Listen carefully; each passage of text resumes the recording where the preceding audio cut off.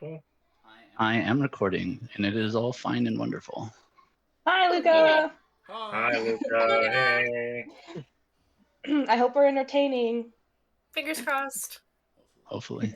If not, please don't tell me. All right. It'll stress me out. It'll stress me out. All right, everyone. Go into your fate chip voting. Everyone write down who you thought should get it. I have multiple. Luca's I gonna do have as to like well. watch me click around on my I have screen. multiple. Fate chip voting. Honestly, I'm gonna do this one.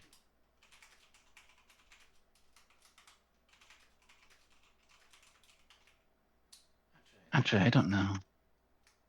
No, I voted for them last week. I'll do this one.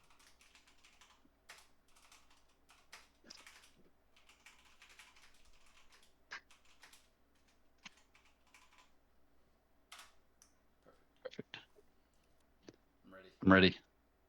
Hold on.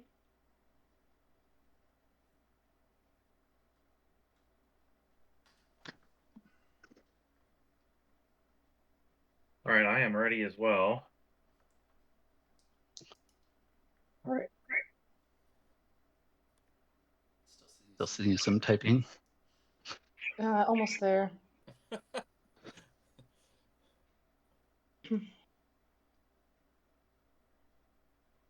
All right.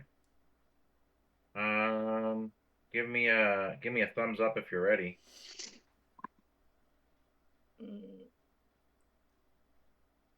Man. Okay. Okay. All right, everyone. 3, 2, 1, let's go. Oh man. Oh. Wow. I almost went Looks like Tilly as well. Looks like looks like Tilly definitely gets 2 this That's time really around. nice, guys. All right. So let's go ahead and get that voting in, or get those rolls in, I should say. Let's have everyone start their rolling. D100, everyone. Everyone start your rolling. Oof. That's a oof, boys. Okay. Ooh. I'm missing Joe. Sorry, just loading up. Okay. And then who wants to roll for friend? I'll get it. Okay. That's in All party right. loot, right? Yes. Oh, that's still green. And then I need everyone to roll, or sorry, I need Estella to roll twice. Twice more.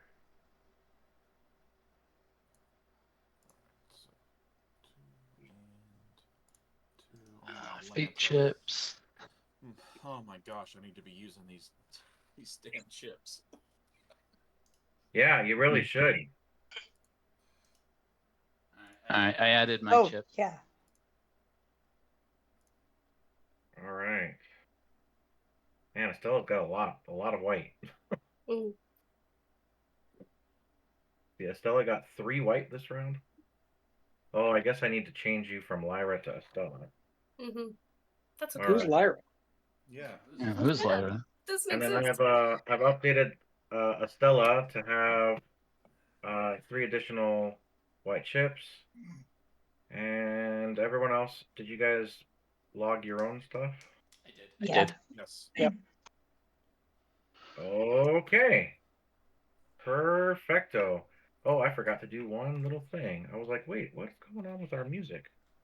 Oh yeah, Fred boat's missing. Not Fred boat. Fred. Serenade us, please. Paul, is your son going to be joining in tonight too? He's in the living room right now, just having his own fun, I guess. I don't know what he's doing. but he might, yes. Okay. Well, speak of the devil, and he shall appear. Hello, child. Why don't you come on and say hello to everyone? Hello to everyone. Oh. Oh, sweet shirt. Hi, Paul Thon. Look, what was like? You guys met him, Wells and Court and Kaylee. You guys Yeah. met him. He was like this tall. He's like grown Yeah. so much. He's a Yeah. giant. He's got the hair. Like it. Yeah, his hair is he wants to grow it longer now. Do it. He's definitely got that skater vibe going. Oh man. Wow. Yep, me and my 17-year-old, he's just the same way. Yep. He's a goof. All right. Now finally Fred Broach.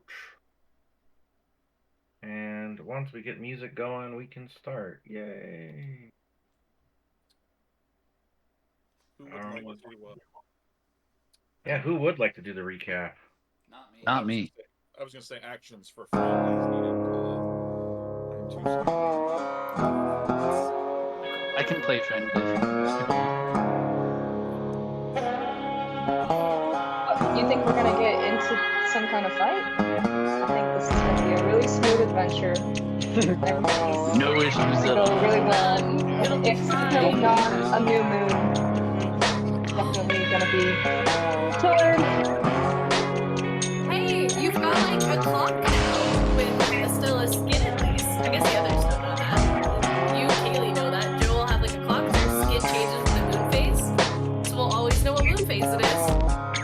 Yeah. Joe tries to keep track of that all the time. This will make things even easier. Yeah. Yeah. That's true. I do need to know anything about these tattoos like that. But look, I don't know more about them, so. Oh. Yeah, we're Like, I don't know.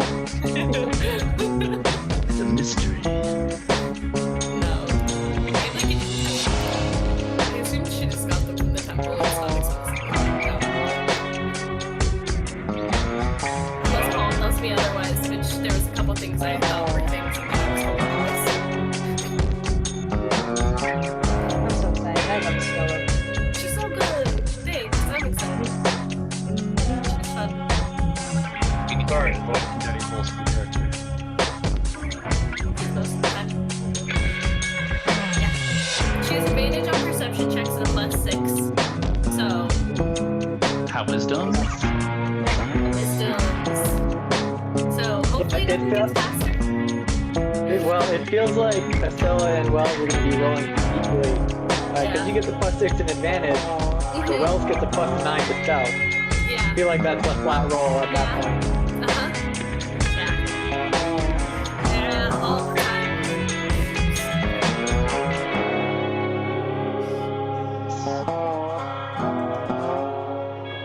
Fine, she lost her cool once. She's not gonna lose it again. Of course not. Your games Well, are always so surprise. conflicted. Yeah. All the time. She might have been otherwise. I think she probably would have been otherwise. But like Oh, she yeah. grew up in the middle of nowhere and has absolutely never had anyone try to like pry into her thoughts before. Oh, she had a perfectly reasonable response to Stella. She hit it back. Wells was 100% trying to push all the buttons. You gotta figure out the person as quick as possible. I know this bitch. I hear. Wait a minute. Yeah. Yeah. That's funny. It was so good. It was really funny. I was cracking up and my sister was like, what is happening? I was like, don't worry about it. I'm just playing in the Dungeons and Dragons cafe, it's fine. And then during Lucrezia and Joseph, I kept going, and she was like, what's happening? And I was like, I'm reading the Like you're reading a novel. Yeah. Everything is happening. My wife was like, why are you just scrolling at your phone? I'm gonna start thinking you have a mistress or something. That might be- genuinely, I'm like, look, I promise, I just They're like, oh. I don't know if that's actually worse or not. You know?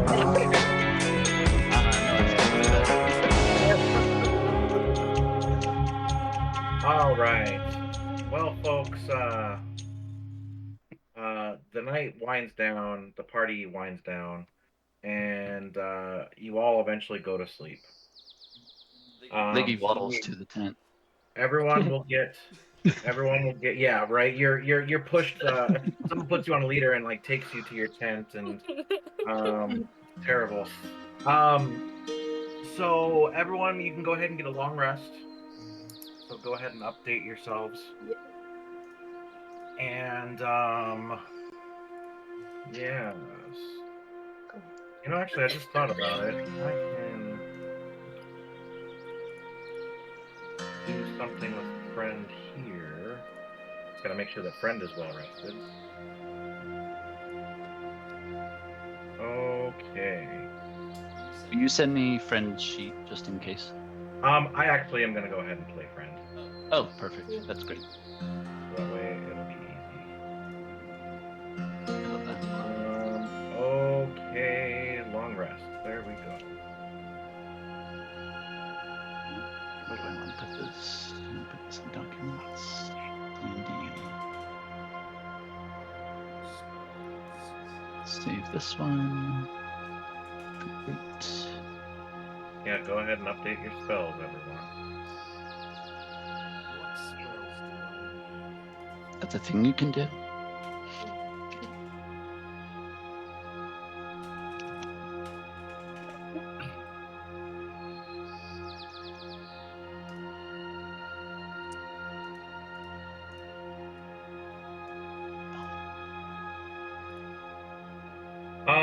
When you wake up, you find that it's about 10 or 11 o'clock in the morning. You feel great, well rested. You see that when you come out of the tents that you have been given, half the people are already gone, and others are still packing up their tents. It looks like the tribes are starting to separate and start to go off in their own directions. You see that Breathe the Sky or Drinks the Sky and Breaks the Spear are about 20 yards away from your guys' tent cluster, and they're at a fire, and it looks like they have prepared some leftovers, basically leftover meats and some more plains roots, plains potatoes, that sort of a thing. And when you wake up and kind of collect yourselves, they offer you your breakfast. You see that Drinks the Sky has set up about 2 days worth of rations for each one of you, and they're all bundled up in these nice little soft leather pouches. And you don't see Howls anywhere, but the two Breaks the Spear and Drinks the Sky look at you all warmly. Breaks the Spear kind of stands up from the campfire and he extends his arms for everyone, says, "Please, have a seat." And he's just looking at Joe, super proud and just beaming. And he's got this jovial air about him. "So, you are going to see your father, yes?" That's correct. Is there anything you'd like to pass along? Any message? Well, I saw him 4 weeks ago. I would recommend that you tell him your deed name, of Thunder, and then give him a big old punch in the shoulder for me. I think he would appreciate that. All right, I can most definitely do that, and then some. Oh, all right. I know that when last we spoke, he was a bit, what is the term for it? Worried. Worried about environment. You would call it paranoid, I think. He was saying something was after him, or I am not sure. You will have to get more information from him yourself. All right. Thank you. But, Where's yes? huh? Oh, where's How's the Slaughter? Has he headed already? No, he will be, well, hopefully, you will pass this way on your way to Sweetwater, and he will join you then. Alright. I have told him that, like his plain sister, Heart of Thunder, that he needs to get more experience in the world. I believe after you are done with your father, in that situation, that he would like to join with your group and assist you.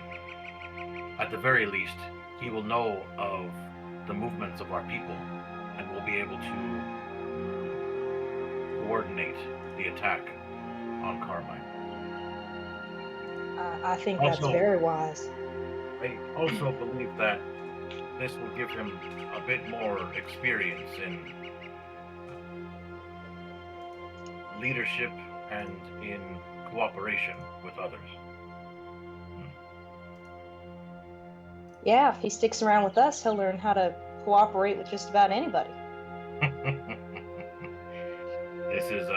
This is my thinking as well.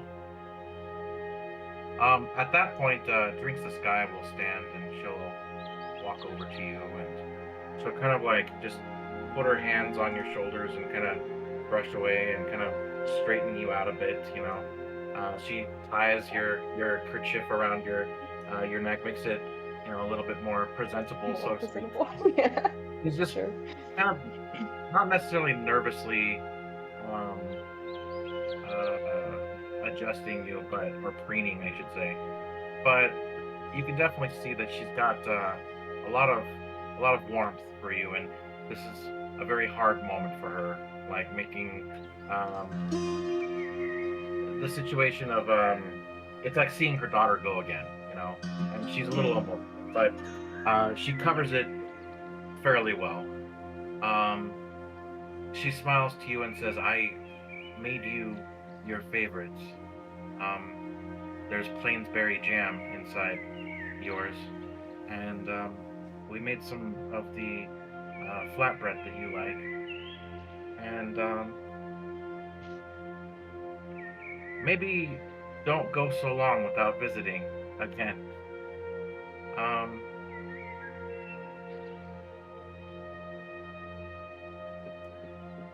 I and she turns away from you, as if she's trying to like cover some tears.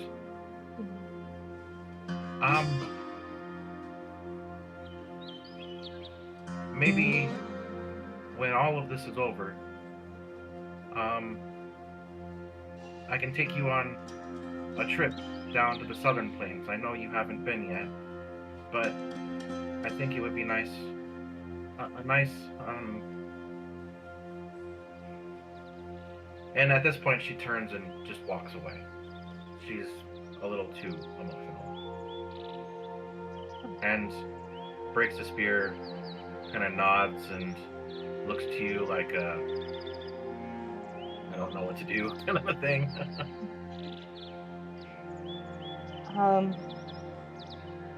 I think Joe looks between like the jam she's just been given, and Drinks the Sky walking away, and she says, "Oh, hold on," and she'll kind of like quickly walk towards her if she's trying to leave. Sure. And she wipes her eyes. And, she just looks to you with a big smile.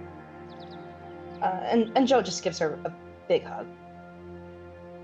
And at first she's a little shocked, but after a few seconds she wraps her arms around you again and gives you returns the hug. And then she whispers into your ear, she says, "Josephine Gray,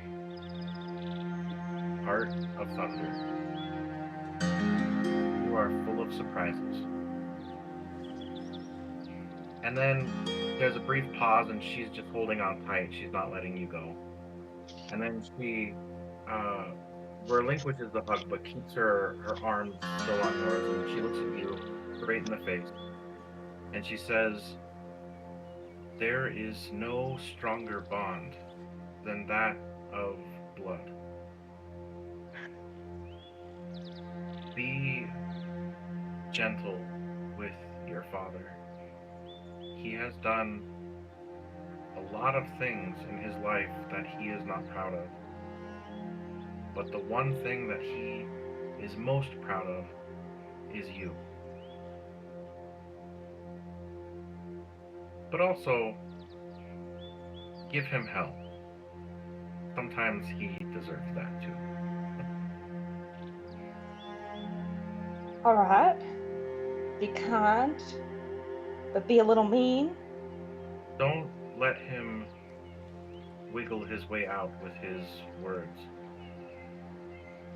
Make him confront what you have to ask of him. Think that would be good for him too. Yeah. And then she pulls you in close and she puts her forehead to yours. And she says, "Travel safe, Plains daughter, and let the wind guide you." And then, breaking all protocol, she lifts her head and gives you a kiss on the forehead, a motherly kiss. And then she goes and joins Break the Spear. And Break the Spear kind of like looks like he didn't see what she just did, you know, like.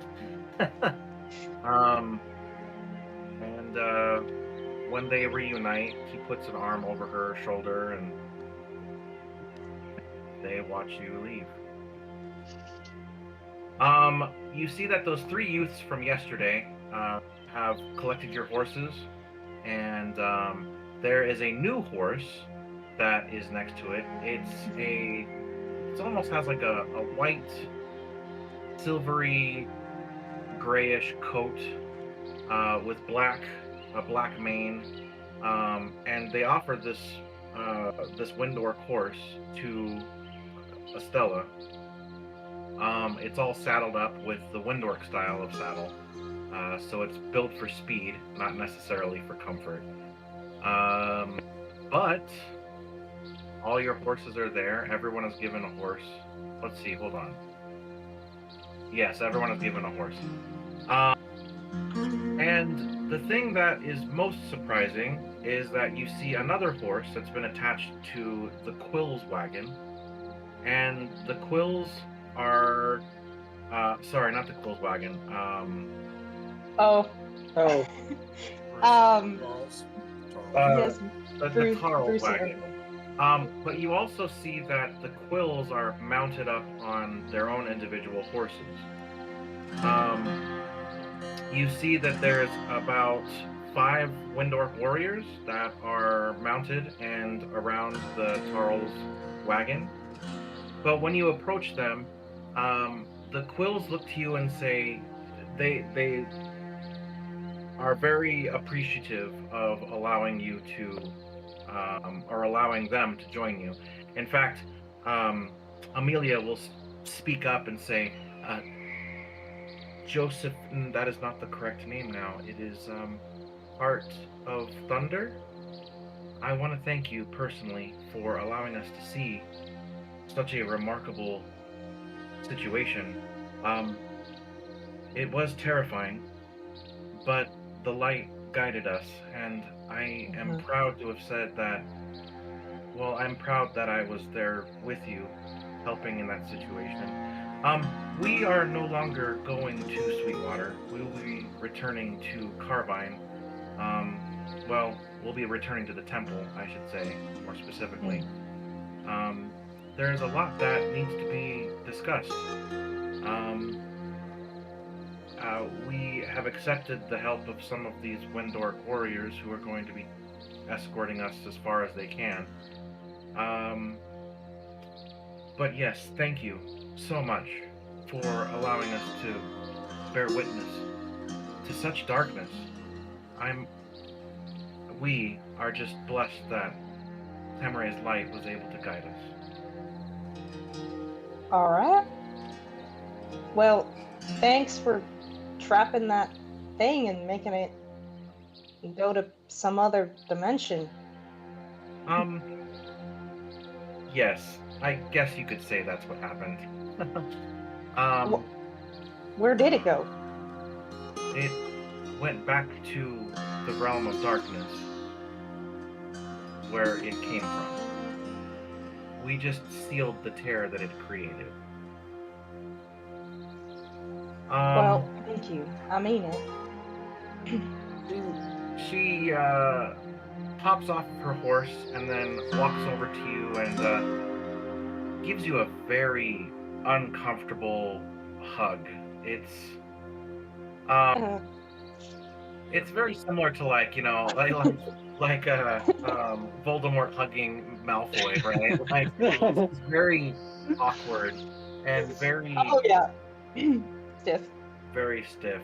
And with that, she breaks away with a big giant smile and mounts her horse again, and they turn around and begin riding off. The Tarls look to you, and you can see that Mama Tarl, we'll call her, she isn't muttering to herself. She seems a bit more lucid and looking around, kind of in awe about everything. And Bruce is just smiling as big as he can. You note that one of the warriors is actually an older Windork female who is kind of known around camp as losing her husband in a battle some months ago. She's staying very close to the wagon and kind of gives like lovey-dovey eyes to Bruce, and Bruce is a-okay with it.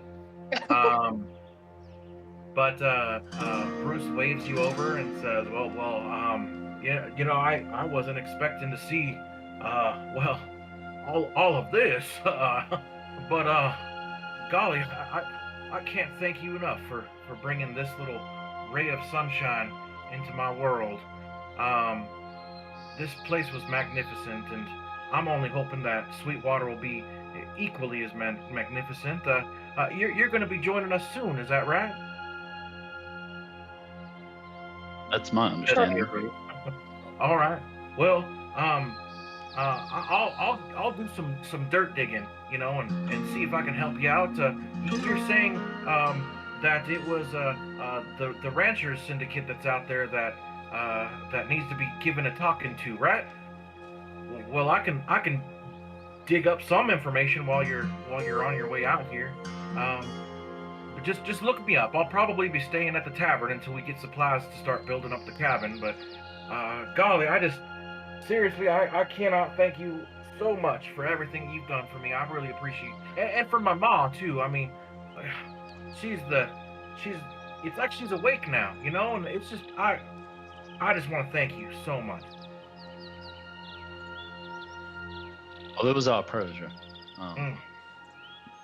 Can't idly sit by with people in need, and it's been a pleasure journeying with you. Well, you just look me up in that saloon that's down there, and I'm sure that we'll be meeting again. We'll do. Safe travels, sir. All right. And then at that point, he starts moving his wagon, and the Windork warriors follow after him. At this point, it's up to you guys. What are you guys wanting to do? We're gonna go visit Pa. Yeah. Yeah. Because it just So we're good to do, unless y'all really want to go to Sweetwater. I mean, Nah, we got time. Not much. No, it sounds like we do need to speak to him, especially hearing that he seems to know he's being followed as well. So, do we know why he is being followed? yes. Estella, or I'm sorry, not Estella. Friend. That's what I'm looking for here. Friend is just like, I believe that there will be a reckoning.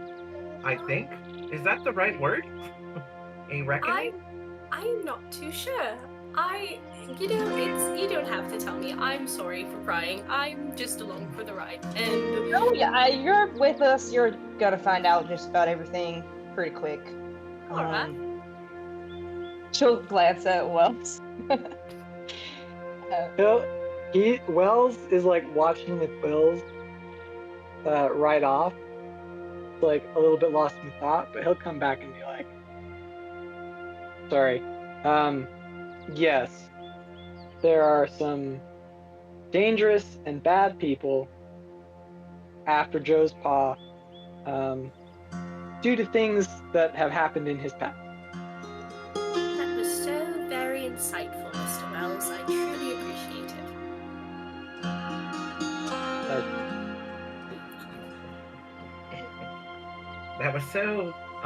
That was, yes, very insightful. Thank you.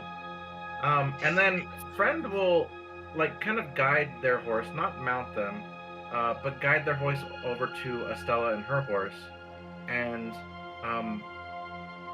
friend will pet Estella's horse, and Estella's horse seems to be like very, very at ease with friend's presence.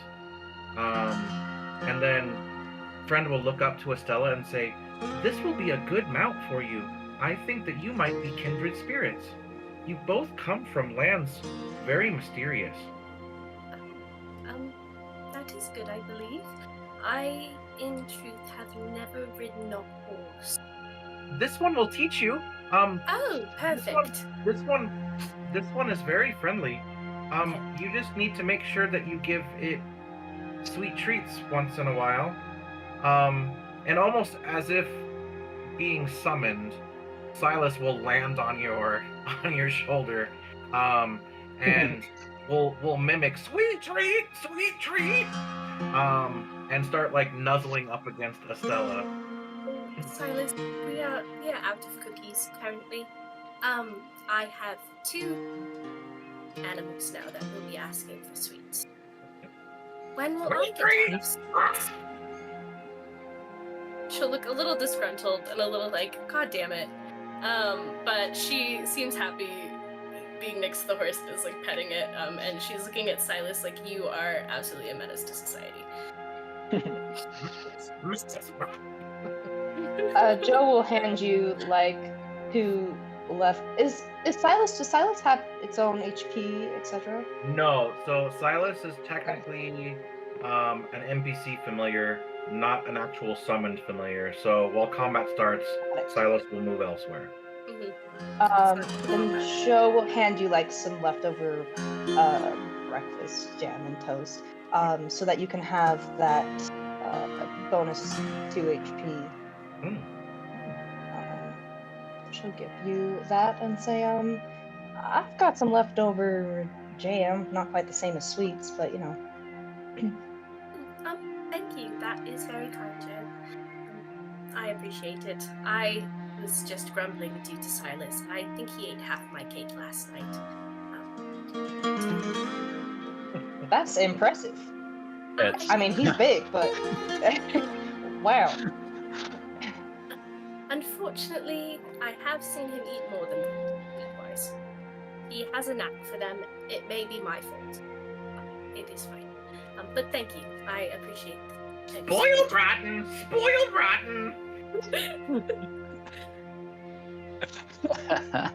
Well, he did, yeah. Now, the morning sun hangs low behind the tent city. It's casting long shadows across the trampled grass of the plains. The wind is gentle, it's cool. It carries that faint scent of last night's fires and kind of the drying horse sweat of the area. You see that the Windork tribes at this point are just kind of dispersing, making long trails amongst the plains.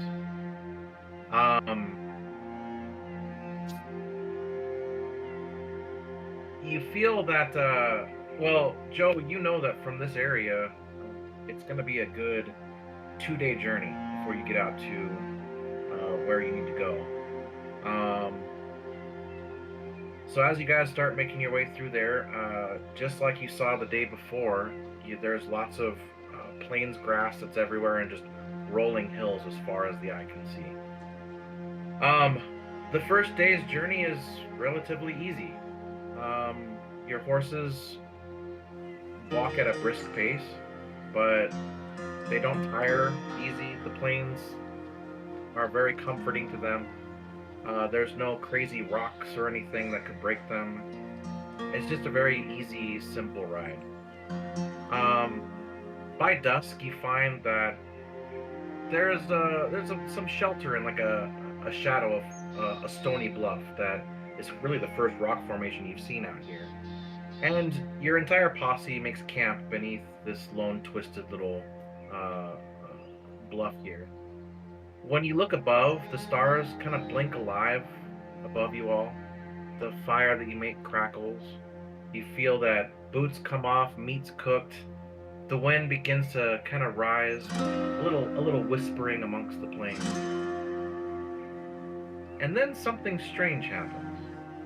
Every single one of you at the exact same time gets goosebumps as you feel that you're entering into a crescendo. So, the magic users of the area, anyone who can use any bit of magic, will definitely get the goosebumps. The hair on the back of your neck will stick up. How this works is whenever you cast a spell, you must roll a d20 before you do so. If you roll a 1, 2, 3, or a 4, then a wild magic effect is going to go off. Keep that in mind. You feel that the horses kind of like bristle a bit. There's kind of like a vibration in the air. And then, now that you're inside the crescendo, kind of just fades a bit. The sensation, it's always there, but this vibration still lingers. But your body gets used to it. That night, you have pleasant dreams, probably of the Windork camps, the experiences that you just had. Leather and Bait still have their feud going. They sleep on opposite sides of Liggy. Silas keeps a watchful eye over these two, and if they ever start growling, he will cod them, and it kind of makes them like snap and like, oh, sorry. But there's something more to that relationship. These two beasts, if you will, it's almost like they look to Silas with some form of mystical respect. You're not sure exactly what that is. But the night goes off without a hitch, and you wake up in the morning and begin making your way out towards Duger's cabin. Anything that you would like to do during the day? Yes, Court. I will have asked Liggy to help cover our tracks to make sure that we're not being followed. Okay. That will be a stealth check or a survival check, your choice. Oh, you gotta choose. Well, I'll stealth check. Yep. It's a 14. Okay. Ooh, that's pretty bad. I'm gonna add a psychic die to this. Okay, so that's 17. Okay. Got it. So 17 is that number if someone's trying to find you. Okay. This is purely thematic, but all of Joe's cooking tastes a little better.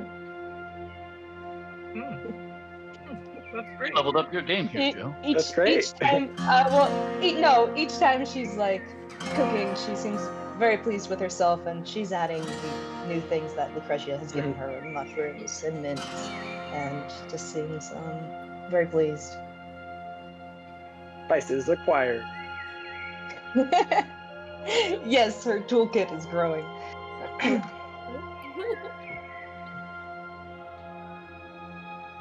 No, I think I'll miss this place.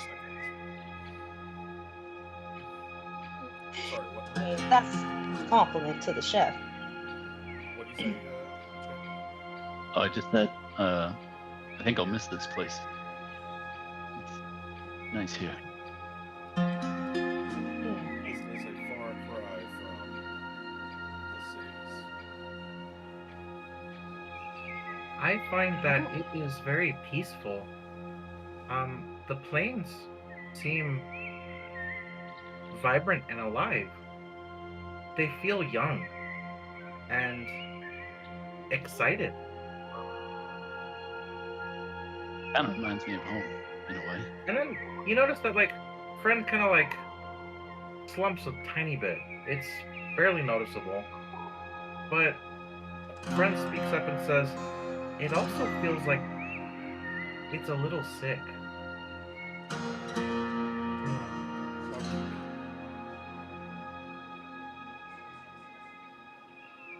Let me see if friend would understand this. It is like when Wells pretends, and when Wells doesn't really speak the truth. You, Wells, you know what I mean. When you wear different emotions on your face than you really feel. That's what the plains feels like. It's like they're trying to say they're trying to be happy, but deep down they're sad. Wells makes a mental note. Like he's got to up his game if friend can see through him. Damn. Joe pats Wells on No, the that back. friend has an I'm insight. here for you, Mr. Wales. Yeah, my friend is very insightful. I know that, but like, Yeah. for Wells, it's like, oh, this 13, 14-day-old is reading me. They're there. Now, morning comes slow and silent on the second day of writing. The sun rises behind you. It feels a little dimmer than it should. Not clouded, just kind of muted, you know? It's as if the world is kind of like listening to something else. You break your camp, not with a lot of words. You find that once your bedrolls are packed and the campfire has been taken care of, and all your horses are saddled, you guys start making your way out. Bait kind of snorts and scratches at the dirt, and you found that he's gotten into an anthill that he's kind of like just sifting through and picking out little like the big ants that are there. Leather is up on your horse on the rump and is just staring at Bait with like an exasperated sigh. And you guys start riding east.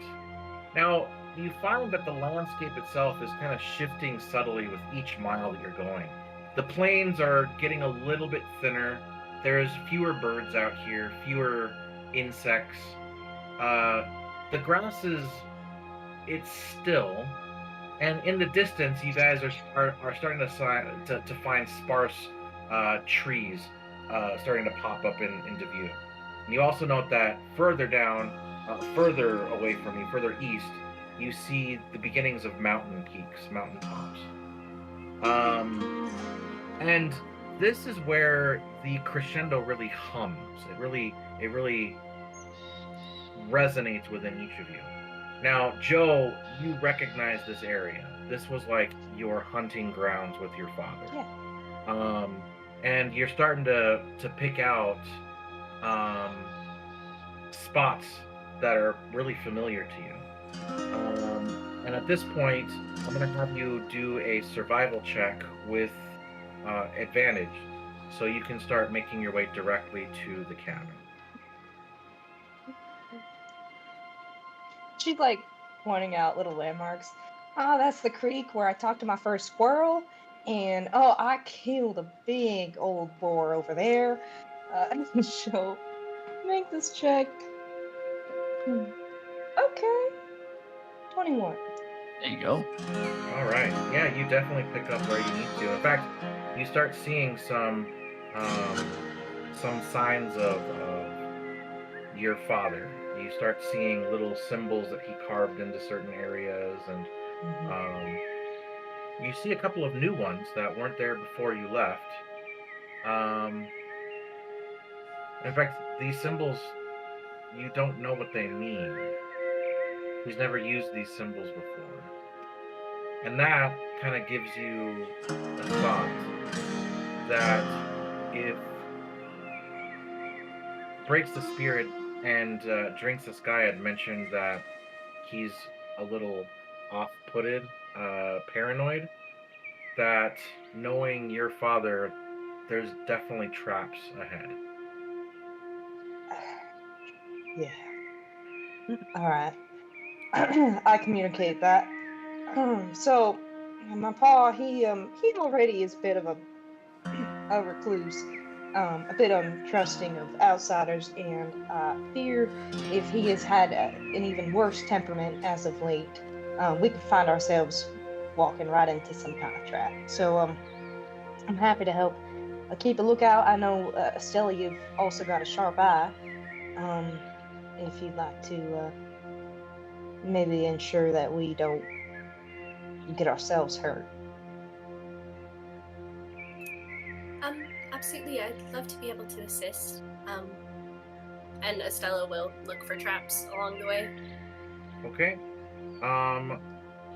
Let's do this then for this first encounter. Let's have you roll either investigation or perception. Are we in a mountain range, or is it still the plains? You guys are getting into a wooded area of Okay. this general area. 45. Just Holy for crap. reference, if we do go into a mountain range, that's my favorite terrain. Okay. Yes, I'll definitely let you know. So as you're continuing to travel or traverse this terrain, you see up ahead that there is a fallen tree. It looks as if something, either the wind or something really strong, had pushed over this massive tree. It's not cut; it's just broken. And as you're investigating it, everyone's kind of looking at it like, "Oh my gosh! Like, whatever Yeah. pushed this over is huge." And while they're looking that way, Estella, something in your head says you should look over here. And you notice that there is this mound. It's about 5 feet off of the trail, and something tells you that you need to stop. And so, something says that it needs to stop, that everyone's in danger. Oh, okay. She'll be like, I think possibly we should stop for a moment. I noticed this mound next to the tree stump, and I'm thinking maybe it is one of those traps Joe had spoken of. A what mound? And I'll look for that mound Estella will point it out. to see if I recognize this type of trap. It looks like a tarp, like a canvas tarp that has a bunch of wildlife sewn into it that's covering something. Now that Estella's pointed it out, I mean, it looks like a real earth mound, but it's not. And when you walk over, you see that there is a tripwire, that the tripwire is attached to a grenade, and the grenade, when exploded, would have shot multiple shards in the direction of the trail. Probably causing a lot of damage. So this guy's a prepper. Essentially. Wells, upon seeing this, Wells is nodding as if he would expect nothing less. Respect. Game respects game.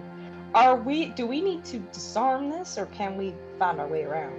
This is something that you would need to disarm in order to move your mounts further, or you could leave your mounts here and continue by foot. Let's try to disarm this. Let's disarming all move is out of the what? way. So that's a thieves' tool. Just do a sleight of hand. Okay. Yeah, Joe's let's backing up. back up. Wow. Yeah. Everyone Mr. get out of the Wells. way. And you'll get guidance from Estella. I really appreciate She'll that. cast guidance. That's nice. Worst comes to worst, I'm fairly decent at dodging. Let's try this. Once everyone's clear of the zone, Yeah. he rolls a 22. Okay. You're able to basically cut the wire without any of the lost tension affecting the grenade. Um, the way it's set up, you couldn't salvage the grenade, unfortunately, because of how he's basically welded it to this area. But at least now, it's not going to explode, and you're able to move forward. Estella, I've been meaning to ask. You've been real polite and all, but you have questions? Do you want to know anything before as we continue? If I'm being honest, yes, I do have some questions. Mainly, so we need to visit your father because there are bad people after him and we need to warn him. And obviously that has made it so he has some kind of contraption with full of metal at the end, and I'm not sure what that does. And what is the plan after? Like what? Because we need to save Carbine, but how are we doing that? I guess would be my question. Alright. So, quick note about my pa. I don't know what you know about lycanthropes, but we only recently discovered that he's a werebear. That's probably him who pushed down that tree. Yes. We're trying to help him because there's an organization that's after him because he has information. I'll be honest, it's a little bit more of a selfish endeavor than one that helps in saving Carbine. It's kind of personal. But after this, we are planning to continue to gather allies, gather information, and take back the city. So, yeah. Did that cover it? I believe so. And I wouldn't say it's selfish to worry about your father and to want to go back and make sure he is okay when it sounds like there are very terrifying people after him. But yes, it does, and thank you. I appreciate that. I mean, I wandered aimlessly for 2 years. 2 years. So honestly, it is nice to have something I am working towards. You are working towards our friendship. I am glad that you walked here because then you found me. True, friend. I am glad I found you as well. Why were you wondering, if you don't mind me asking? Try to find someone. The problem is I do not know where that person has gone. So, as silly as it may seem, I ended up just wandering, trying to find them. And then I happened upon the Windorks, and now I am hoping, because you are all seemingly adventurers, that it will take me more places and I will be able to get more hints as to where they may have gone. They didn't leave any. They left their stuff in their room, and they were gone when I got back from training one day. Who's this What's their person to name? you? Their name is Lonnie. You could say they're my parent? Adopted parent? Guardian! Guardian. She is my guardian. Oh, so then you definitely understand. I do. Yes. But me and Lonnie hadn't even ever left the temple together other than to go to the village that is a 3 days walk away and back every other to once a month. I have no idea the reason she would have left, and by the time I started my journey, she had been gone 4 months. Is she an elf like you? No, she is a human. I, in truth, do not know any elves like me, or elves in general. Are there any distinguishing characteristics or things that might allow us to ask around about her? She has black and grey hair that tends to be quite messy. She's human, probably mid-50s, hazel eyes. Old lady. Old lady. Silence. That is rude. She would be wearing robes similar to mine, I'd assume, unless she had clothes hidden somewhere in her room. But she also knew how to fight and how to heal. She is who taught me, so I would assume she would be in the same clothes, although it has been 2 years and 4 months, so I could be entirely wrong. She could. I do not know. But I'm just wandering in the hopes of finding her. It seems silly. I do not know what else to do. That's not silly at all. No. So, but yes, that is. I apologize. We can continue, and I will continue to look for traps. Well, thank you, because that was a hell of a start. So, can't wait to see what else he's come up with since I've been gone. Oh, it Yes, was Mr. quite Wells? interesting. Oh, never mind. Yeah, interesting is one word for it. What was the thing Disturbing a little. at the end of it? That was another question. I have never seen that contraption. What was that? The metal bowl with the string attached. A trip of some kind, but what was on the end? Grenade? You mean the grenade? I believe. Bomb explodes. Oh, Yeah. she Cracknell. looks confused, but like is shaking her head like, okay, all right, yeah, Yeah. a grenade. Don't That worry, Stella. We will watch out for you. We will take care We of will. you. Yeah, we will. I truly appreciate. I didn't know what it was. A slow I look of realization on Joe's face of like, oh, okay. sorry. Yes, let us. I'm going to shut up now. We can. No.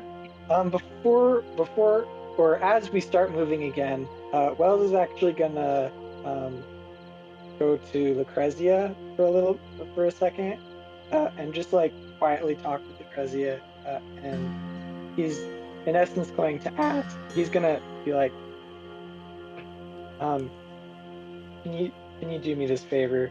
If I give you, if I establish a link with you and give you some sort of mental signal, cast invisibility on me, please. Yes, I can do that. May I ask? Appreciate that. I don't fully trust the bear. Should we be concerned? I don't believe so. This is just one of the few men that absolutely terrify me, and I would like to have something in my back pocket. Contingency. Doesn't hurt to have. It doesn't hurt to have more than one card up your sleeves. I understand. Thank you. That reminds me, did we ever happen to reach out to Samantha or someone in Carbine? But I probably would have done. We kind of just fast paced that first day, but that's something I probably would have done. Okay. I don't have 25 words prepared, so. So that's something you can work on over the next couple of encounters. Oh, thank you. Wait a minute. We could also have Liggy have the conversation with the Watchers because they have some sort of advanced communication. Samantha as Do well. have that stone, yeah. That's like a 15-minute conversation. I would like to ask Mr. Wells.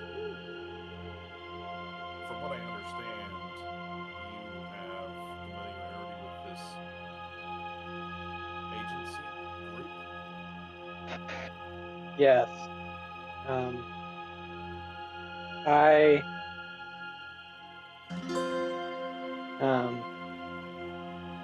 they're who trained me. I worked with them for up until very recently. And should they discover that we are aiding Josephine's father, The reason why I'm out here is because the Union, although it is technically in control of this region, has its actual power is very limited out here. So Dai can send agents out here. However, they don't have the level of presence, to my knowledge, at least as of a few years ago. My intel might be out of date. I do not believe that that should get around. However, we should remain careful. I would like to point out the disconcerting nature of the agency. It stands for the Department of Intelligence and SP. Understood. Worrisome that they choose an acronym that spells die. Just a mental note.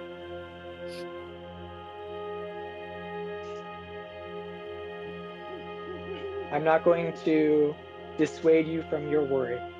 It would be very wise to be on your guard.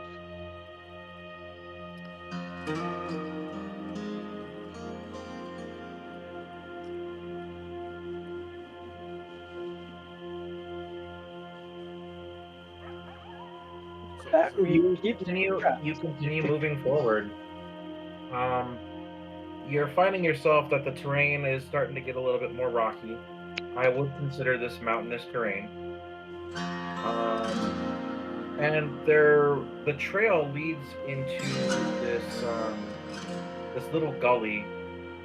It's too treacherous to travel above the gully on the ridge, as there's a lot of jagged rocks, and you wouldn't be able to move your horses through. The only way would be to go through the gully. Now, this immediately sets off Wells's danger sense. Same thing with Joe. This is a choke point, you're pretty sure your father has trapped this. So I'll give the two of you advantage on a perception check, and then of course anyone else who wants to make the perception check, they can.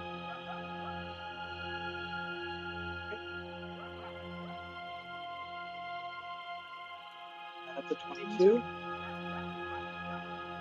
Wow. Perception, you said? Correct. So my proficiency will be doubled for this. Perfect. It doesn't matter though, because I rolled awful. So that would be a 9. So collectively, between Wells, Joe, and Estella, you find that along the gully walls. Now the gully goes about 15 feet wide. It's enough to bring a large mount through easily, or you could stand, 3 people abreast. to move through here with relative ease. But along the walls of this gully, you see that there is this white chalky substance that seems very out of place here. Now, this is before you enter into the gully, but this is what you're seeing. Does it look familiar at all? Let's have you make a history check with advantage.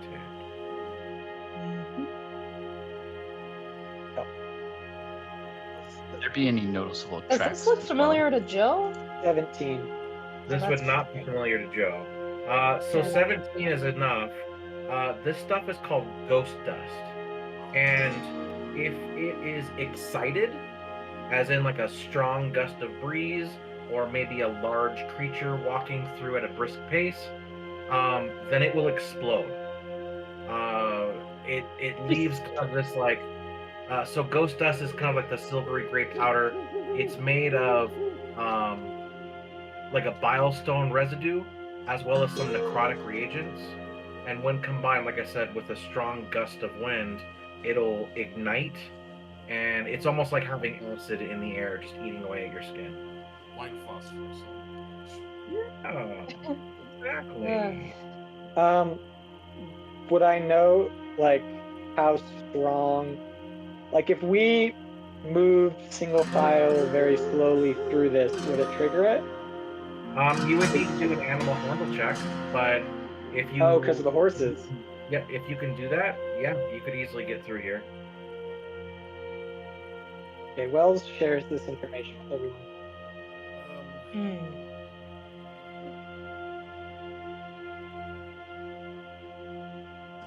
Would I be able to gust this? You could gust of wind to activate it, and then you would wait about 10 minutes for it to settle, and then you could walk across. Yes. That would be the same. I think That so. is a very safe bet. My only concern with that is an explosive like that would it wouldn't would be very necessarily visible. it wouldn't necessarily make a lot of sound, but it would become very visible with smoke. Gotcha. Well, it's better than setting it off on ourselves. Okay. What about True. Dampening Yeah, how? getting wet.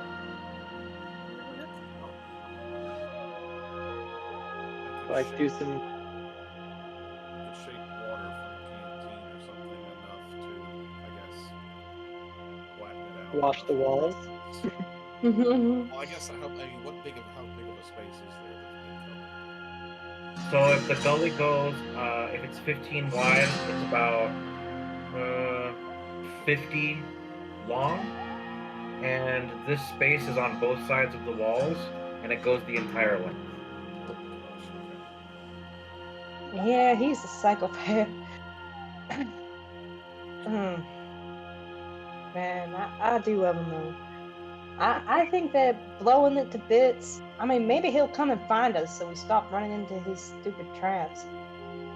I believe it would be wise to trigger this. I don't know how well we could be able to get through it with the horses. So unless we're leaving the horses here, I think it would be safest to do that. The only thing is we just need to make sure that we're aware that anything in the area is going to focus in here. That could be either the bear or anyone hunting. Well, good. I'd like to, kill him. So All I right. think it's great. As long as we're on our guard, and we know what we're looking for.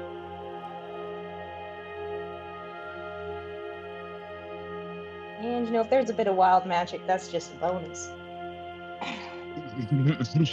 Oh yeah. I'd like to see what you cast here, Doctor.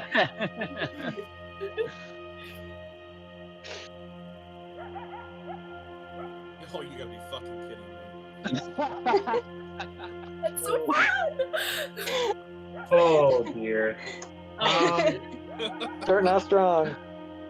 All right, let's go ahead and have you roll a D100. Mm-hmm.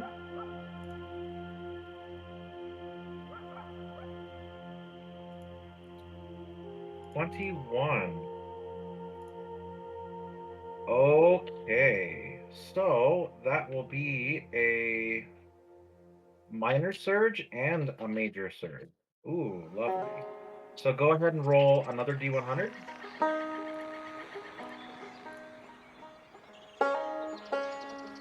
36.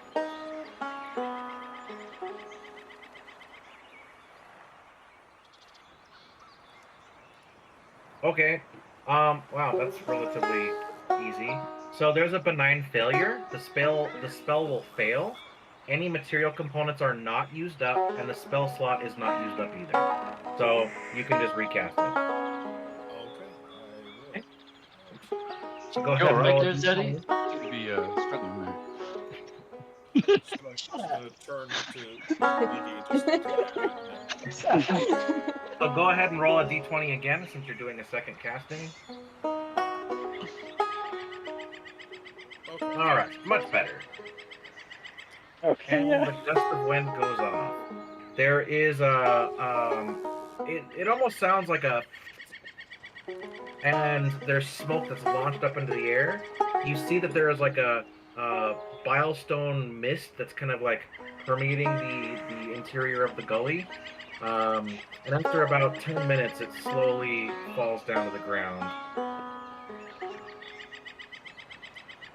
Is that gonna be problematic for me? No, it is not. Is that going to be problematic for me? Nope. Okay. Just check. You have what? You're not Lyra anymore, so No, but I'm an elf. Milestone's really bad for elves, right? no, not necessarily. No? Equally bad for anyone that's not a goblin. It's bad for most of us. So once it's settled to the ground, it becomes benign and nothing happens. So you guys make your way through, but you do see that there was a plume of smoke that went up into the sky.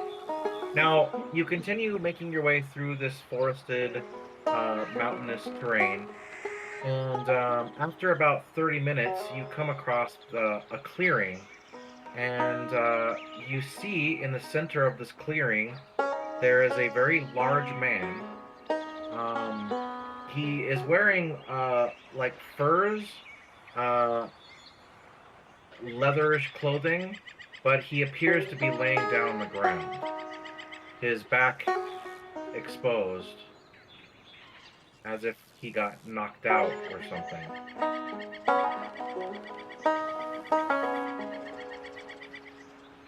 What? Wells doesn't trust this for a second. Liggy has the flash. Who is this? Wells is so stressed. Can we, like... Oh. So it looks like he's been knocked out, but we can't get a good look at him. Yeah, he's about 50 feet away from you from the trail in a clearing. Cool. I think Wells is gonna stop, freeze, and immediately start looking for traps along the path, even just to get there. Like, Okay, go ahead and make a perception.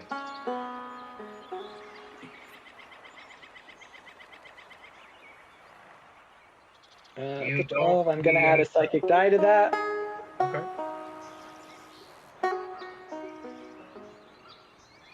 That's a 17. Yeah, you don't see any traps leading up to the body. Is it my paw? Does it look like a random man? I mean, he's wearing your pa's clothes. He's Oh, got boy. your pa's hat. How far away? About 50 50 feet. feet. Should we not be helping him and going? Is he okay? Why are we standing here? He seems passed out on the ground. I have no idea. I've never seen my paw. Well, I have seen my paw passed out. That's actually a lie, but I'm not like this. I guess I'll have I'll go forward. If I Okay. don't see anything else, I'm gonna go right up to him. I'll watch your You back. go right up to him, and yeah, it looks just like your paw.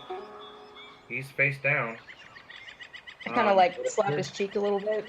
So Hey. once you interact with the body, the trap goes off, Oh, and Yeah. the pit opens up beneath you. You realize that the illusion that was this person is actually just a straw person. I need you to Should have make thrown a rock at him. I need you to make a reflex save. You got it. I can see this though, right? Dexterity save. Sorry. What's that? Oh, advantage or no? Man, you literally interacted with it. I'll give you advantage. Sure, why not? Up to you. Advantage for half damage. It doesn't matter. Oh, okay. Oh god. Yeah. If I You'll take could full make damage. it, I'll just take damage. It's fine. I'll bring him out for it later. Joe's setting up So traps you're gonna again. fall. You're gonna fall 50 feet into spikes, and Wait. Maybe I'll add a chip. I don't know how far away I am to that. Let's see. I'll add a white chip, but we'll see. Let me Roll a add it six. real fast. It's not great. It's a 13. I don't think that's enough. that will fail. That's All right, and oh man, that's a lot of sixes. Ugh. It's okay. You'll fall and take 32 points of damage. Jesus. Wow, My entire hit point. that was a lot of sixes, guys. Ooh. As soon as Alright. I see Joe fall, I'll sprint over there on the horse. Ow. Well, And I'll have well, my still doesn't lasso move. out. I mean, Well, just still This just like tells me only inching forward. rude. So So, I gallop forward up to the pit, and I'm gonna try and lasso Joe. Okay. Hey, Liggy. What would Go that ahead and be? Attack roll. Attack roll? Yep. Dexterity based. I'm gonna say like it's my whip basically, Sure. equivalent to. Yep. You'll hit it. Perfect. Unless, and then unless I'll Joe is trying to basically. dodge out of the way or anything. So what? Unless Joe is trying to dodge out of the way or anything. Oh, in case I really like this pit and I just want to sit here. Then yes. Wait for my paw to come. You will collect that. No, I'll You will grab onto the rope. Cool. Yeah. So I just like loop it around your waist, and I wrap it around the horn of the saddle, and I just pull the horse back and drag you out of the pit. And you are dragged out of the pit. Pathetic. And friend looks at you like, What is it with you and falling in pits there, Joe? Friend Joe, do you need help? Do you need my assistance? I think Joe is just lying on the ground, like on her back, staring at the sky. And she says, no, it's all right. You would not like to be healed? Seems like you got another reason to hit your paw when you get. No, I Yeah. want him to see. Yeah, bastard. Well, Oh yes. This Wells will reminds turn me. to Estella and be like, "This is why we didn't go help the man." This reminds me, and You have a point. friend will clasp their hands and suddenly will create 10 berries and hands everyone a single berry, Thanks. and then we'll hold on to the additional 4.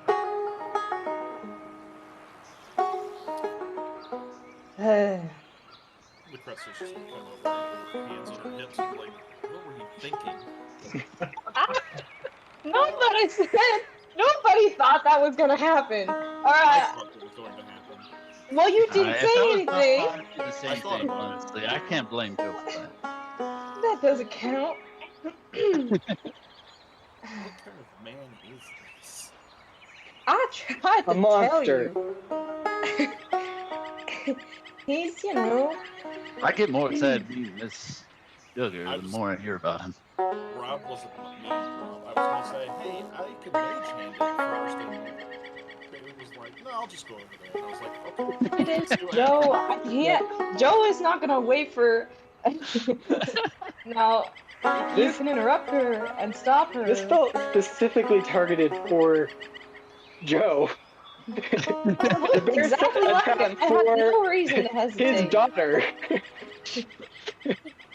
Yeah, wait a minute. Who else is gonna run up and try and help the bear? Is this some kind of test? What kind of mind games is this? Can we insight check the trap? Yeah, is this a test? There's a little note. Dear Joe, hope you're alive. The bear. This guy's like Damn. Jigsaw. Yeah, do you guys want to play a game? Like, oh, geez. Well, I'm glad it was me. This feels right.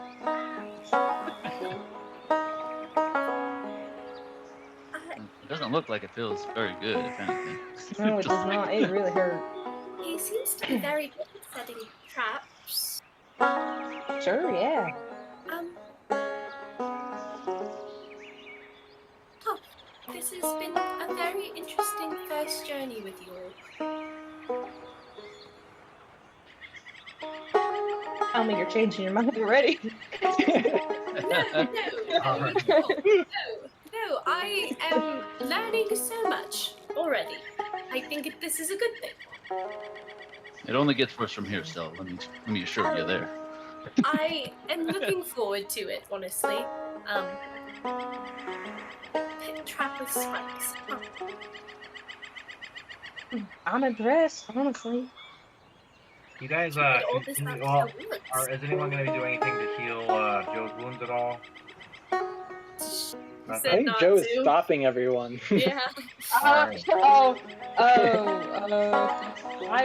think I have a healing potion. She was kind of mad about it, which is why she. I'll use one healing potion because I don't want to get into combat. Right. You'll heal 10 points. Then. Yeah, I don't You're want out of something to happen. But I do still want to be hurt because I am mad. Look what you did to me. That makes no sense. Although I don't know. At the same time, it's like, oh, I fell for your trap. That sucks. This is the one time that Joe's gotten hurt that Wells is like, it's fine. I'm supposed to protect her for this man, and if he hurts her, that's not my problem. You can protect Josephine from herself. Alright, She that wants cuts. to walk off roofs and into holes, that's all I'm Uh, Are there any doors you want to break down around here? Alright.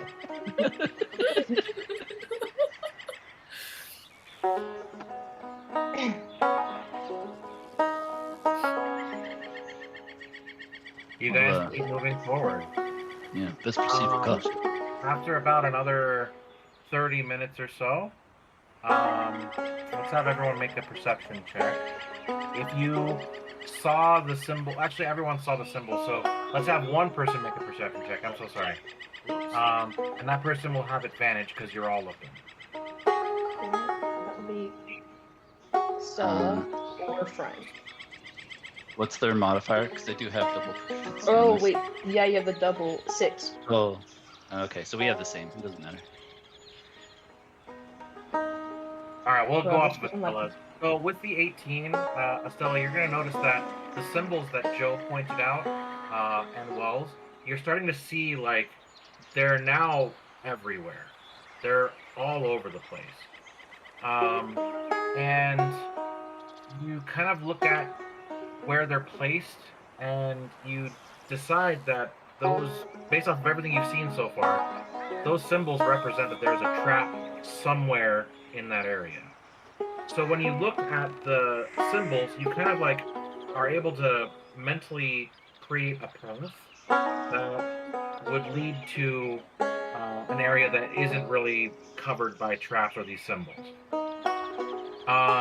Let's go ahead and have you have your group make a survival check or an investigation check, whichever is higher. I have a +6 on survival. Survival's Same. probably high for us. Wait, did you say the group? The group, yeah. But it looks like Estella just got a 25, so. Yeah. Oh. Estella, you find that as you made that mental path and you're kind of leading everyone to go that way, you see that there are two very large trees, and you realize that maybe going this path wasn't a good idea, that maybe the person who created this was hoping these people would follow this trap, or this path, because you see up ahead, there are these two massive logs that have been tied up in a specific way that if you were to go through these trees or follow this path, it would come crashing down and kill whoever's in between. Are you sure this is the way home? So, Certain thing in Does- my life, lady. other than you know these symbols? Oh. I don't think so. Do I recognize them at all? No. Okay. What are they? I mean, are they just pictographs? They're a symbol of a box with two X's in the middle, and then there are like two dots right on the side of it.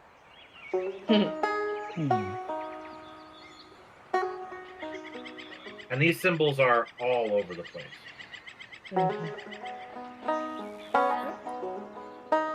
I guess we could pre-trigger this trap by throwing something at the trigger, getting it to smash down, so it can maybe pass. The trees block our path if they fall. They would block your path, yes.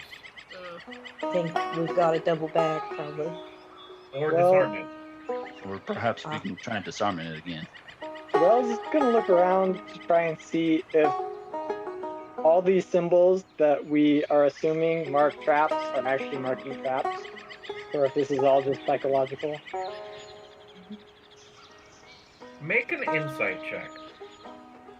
We're inciting the traps now. It's a 16. Hell yeah.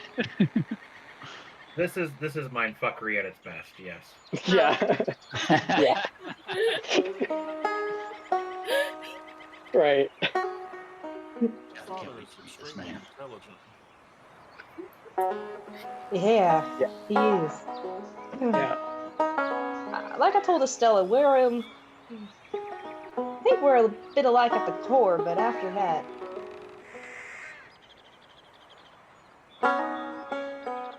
Doctor, if you could use your mage hand to try and trigger anything as we move around this trap that we can see. Do you think that wise,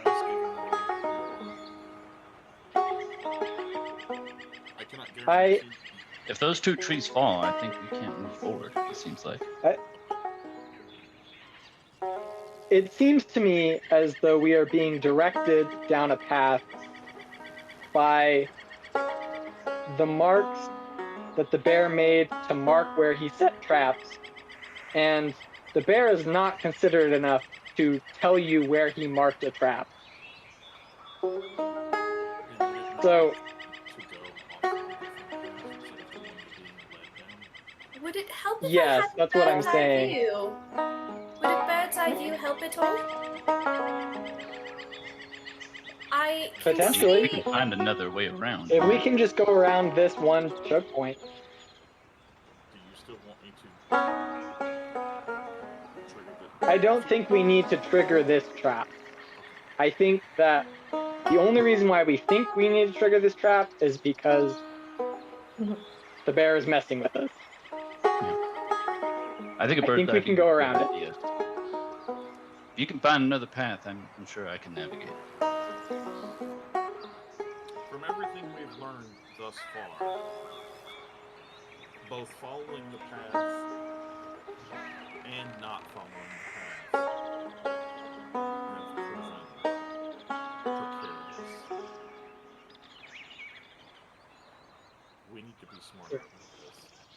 So, if we're trying to get to a house and it's hard to see through the dense foliage, and I can see roughly 120 feet in the air, if I so choose to, down on where we are, and help guide us to the cabin, I may would that help at all? That would be That's a great immensely idea. useful. You can see through your bird? Um, is that what it is, Paul? It's just a spell, right? It's Which just spell? elevated sight. No, so what happens is you sit down and meditate, and then your sight goes up. Yeah. And it gives you a bird's eye view. It is not through See. Silas. It is just me. Because I could also cast a spell that lets me see through Silas's eyes. That is But quite cool. I guess. So if I'm gonna cast it, then I have to roll a d20 Is it a spell? for wild magic. It's a spell. Yes, a d20, please. Good luck. An 18. We're good. Okay, you're good. She casts elevated sight. Stella will sit on the ground and start meditating. Her eyes will go to black, and she will see 120 feet up. When you look down, you see that where you're at, you are surrounded by a bunch of traps of various different shapes and sizes. You see like bear traps. You see like a guillotine trap. You see all kinds of craziness going on in this area. So where all these symbols are, yeah, no, they're accurate. You do see that once you leave these two trees, it does go up about 200 yards, and then there is a cabin ahead. Oh, we're that close. So yes, while this pathway is trapped, if a person knows about it, they could easily avoid it. Which is what you imagine this Duger guy has been doing. All right. Take that path then. Question for Mr. Wells. Mr. Wells, given what we have found thus far, what success rate do you give your former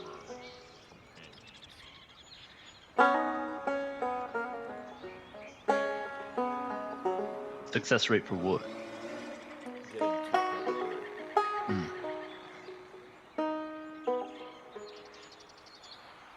We are rather compartmentalized. I was never trained in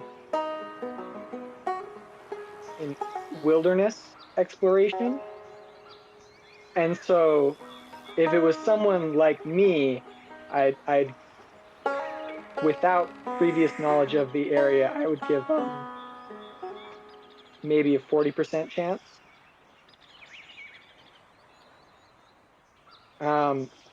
However, it's possible that specialized agents were sent and they would have a higher probability if they knew where to look. And I believe that is yet to be discovered. And from the message that we found, how important is his discovery to the DND?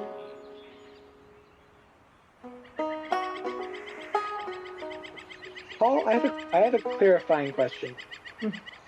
Yes. So as I was rereading the note again, does the note indicate that they sent multiple teams of 3 or just one team of 3?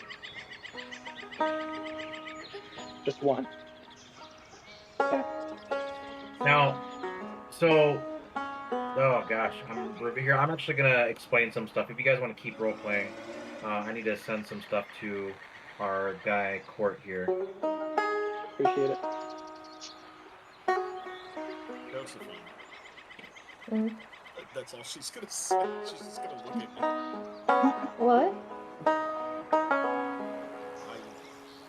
Never mind. No, what?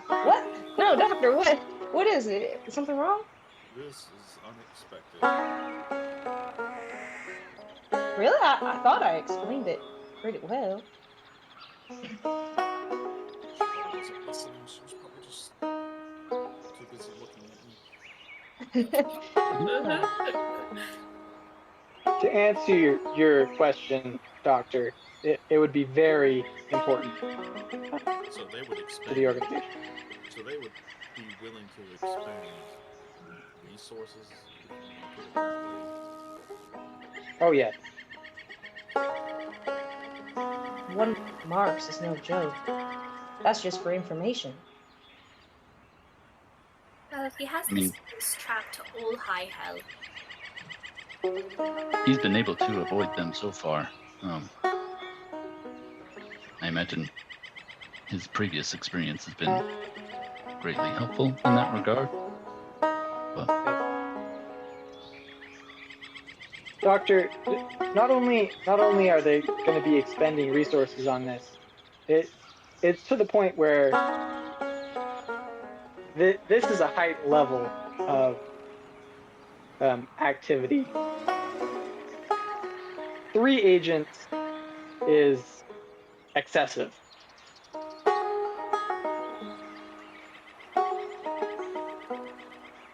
The normal is to go 2 by 2.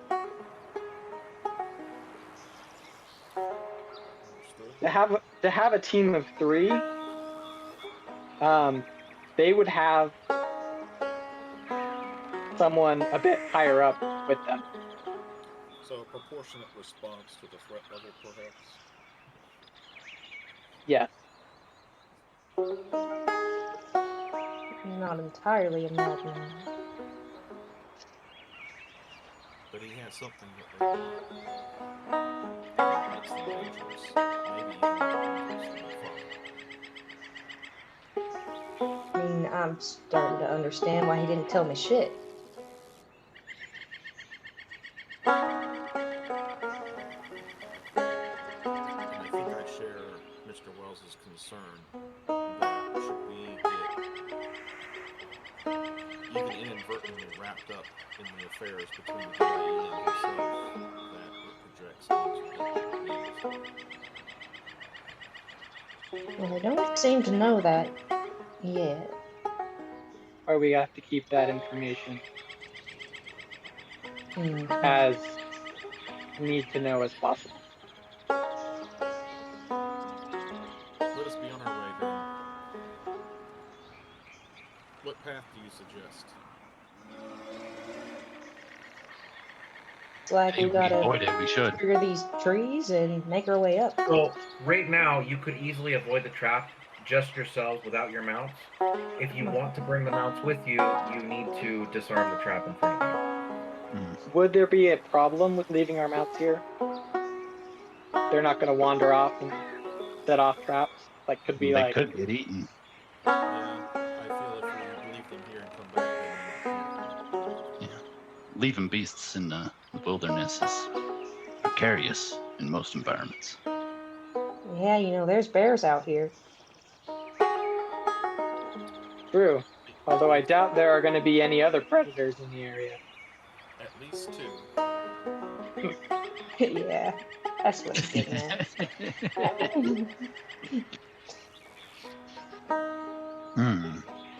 Did I see anything that would have looked like it would have hurt the horses or anything? In this area, yes. Okay. Lots Yeah, of we could traps. just get hurt. So mage hand is one idea. We could also shoot an arrow, I guess. I mean, if But the Mr. problem Wells is the trees fall. Well, Yeah, if if this Mr. was Wells is like- willing, we could lasso him up, try to pull him out. Yeah! In case he Yeah, accidentally that's a great falls. idea. Excuse me? You guys Well, are you so gotta disarm fun. him. That's the only person who knows how. Yeah. What would it take to disarm this? Like, It would take your tools and some know-how and some hard work and a DC of 15 to beat.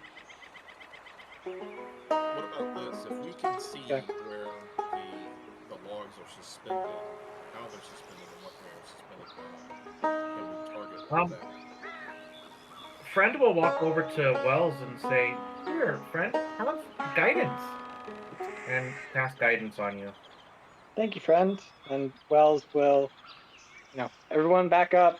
He'll go to I'll tie a rope to the you as summit. well, I and appreciate it. wrap it Preemptively. around the horn, and I'm basically Should've just done gonna that get last ready to time. gallop the horse as soon as I hear like a tick, basically. I feel like it's got set. Sounds good. Just yank him out of there. Yeah, when you get closer, upon further inspection, you'll see a trigger plate that you can just disarm with your tools. Okay. But yes, if it was to go off, it would go click, click, click, and then Boom. All right. Wells is gonna try and do that. oh snap! Here. Okay. Plus guidance. You got this. Oh, That's fuck. a 12. Okay. Plus psychic die. Psychic die are coming clutch. Oh god! Oh my That's a god. 14. So you're gonna use that white chip there. Yeah. Let's see what. Oh, Otherwise, that's a Uh, squid. So many dice. I'll use. I don't have any white dice. I'll use a green chip. Okay, then that will do it because you just need 1 point. Perfect. That gets you 15. You disable it. You're sweating really bad, but you disable Yeah. it. What's so funny is like when you do your sneak attack damage or your sneak attacks and everything, you're flawless. But like when you do any other rogue thing, you are terrible. It's rough. It's rough. The All good right. news is Wells is basically a reverse bard. He can just throw a crap ton of extra dice on his ability check. That's great. So the mountain wind at this point is it bites a little colder right now, even with the afternoon sun still kind of hanging above the ridgeline. The path narrows into this rocky incline, and you find that you're able to bring your horses up this additional 200 yards. And then, right in front of you, there it is, a lone cabin.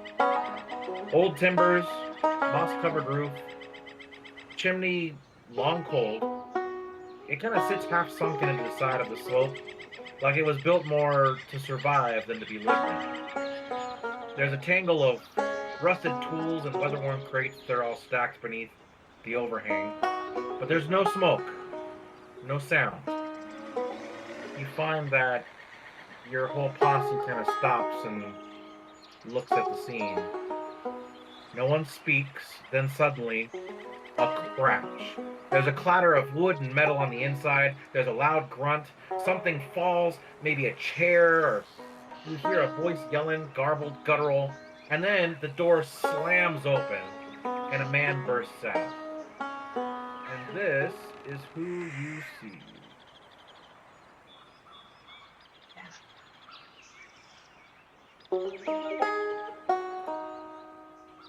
Dear old dad. I don't know why, but that's not what I was expecting him to look like. He looks a bit older since last you've seen him, Joe. Yeah. And when he comes out, he's just this massive man wrapped in layers of patchwork furs and worn leather. His beard is wild and it's no longer got the darkness in it. It's turning a dark gray instead of that dark black. You see that he's got oh jeez. He's got a bewildered look upon his face. And he's clutching onto this massive war axe. And he starts scanning the area like a predator looking for prey. And as he busts out, he says, "Who sent you?" And then he stops. And he just looks. And you can feel leather and bait, they're growling and hissing at this wild-looking man. But outside of those sounds, it's silence. Hey, Pa. I fell in one of your holes. You see that his face is just in shock. It's in awe. He lets the axe fall to his side and then releases it, and it clanks to the ground.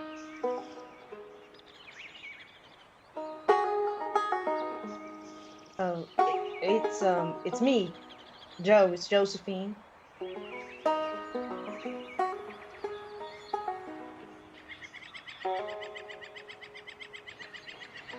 So, with the stunned face, it's as if he just doesn't know what he's seeing. He looks to you and he looks to the others, and then there's a recollection.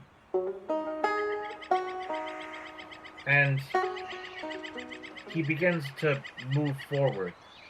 His fists are bared. His brow is furrowed, his jaw is clenched. You can see that the weight of the memory of looking at you just starts to fall into place. You're not ghosts. You're real. Last time I checked. His He looks, hands, his fists. He looks to you. He's moved about 5 steps forward, and he kind of stops and, he looks at Joe, and then he stops, and then he looks at the other people, and his fists his hands curl into fists, and then his eyes land on Wells. They sent you to finish it, didn't they? Wells will slowly, very, very slowly take the military note out of his pocket. And he will extend it and say, "We came here to give you an update."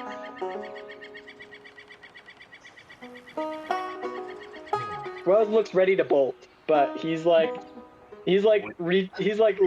putting out the letter as if he wished he had a 10-foot pole. Which one of you has the shot? I'm not gonna run, not this time. Wait, you're not done. And he puts his hands up to his head, and he covers his eyes. What the hell are you all doing here then? You shouldn't be here. How did you get through? You shouldn't be here. Mr.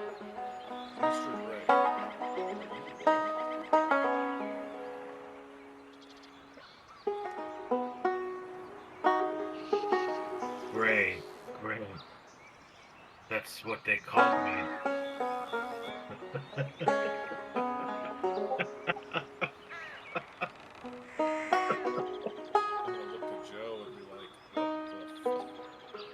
Joe is gonna grab his hands and say, "Paul, this is no way to welcome guests. You're supposed to let them inside, and you're supposed to warm water over the fire and serve them something. So, will you let me?" For a moment, Duggar just stands there. He's silent. His eyes keep flickering from you to the group. You can see that with you holding his hand, you're not holding an open hand, you're holding a fist. And it's tight. It's tighter than any rock you've ever climbed on or any hard ground that you've ever been on. And he just stays there.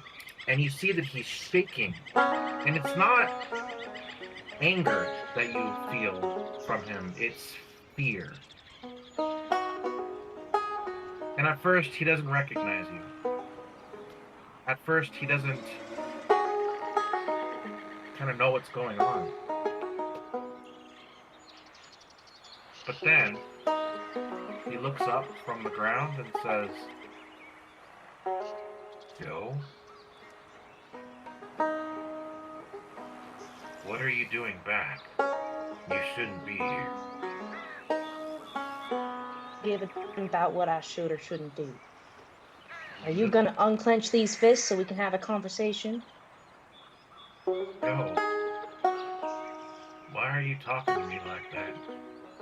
Is it really you?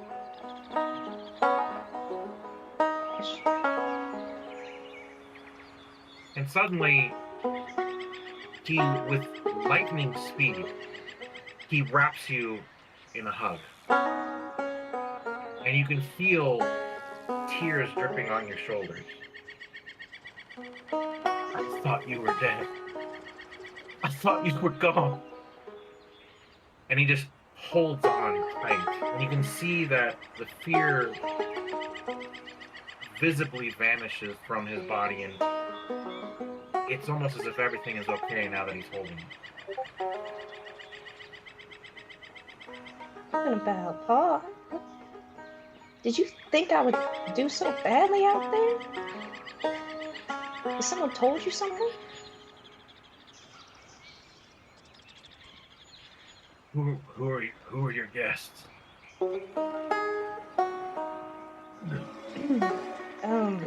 Let's go inside.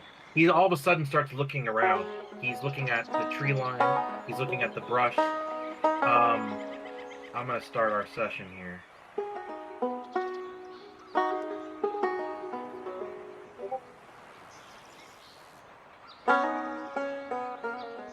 And he says, we can't be out here. We need to be inside. We need to be indoors. Come on, let's get everyone in. And he kind of moves inside while letting go of your hand. He hesitates letting go of your hand, but then he does so, and he moves inside. Okay. Follow.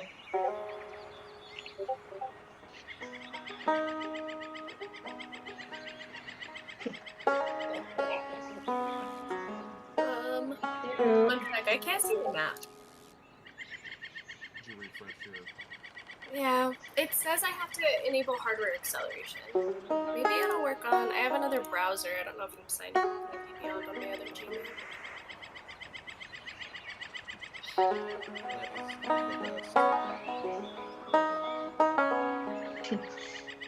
I mean, he's alright, I guess. Fuck you. I love him.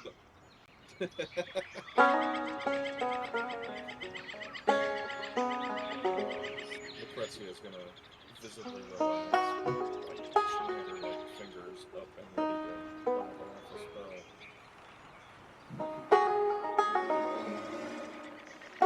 spell. Wells looks so unrelaxed.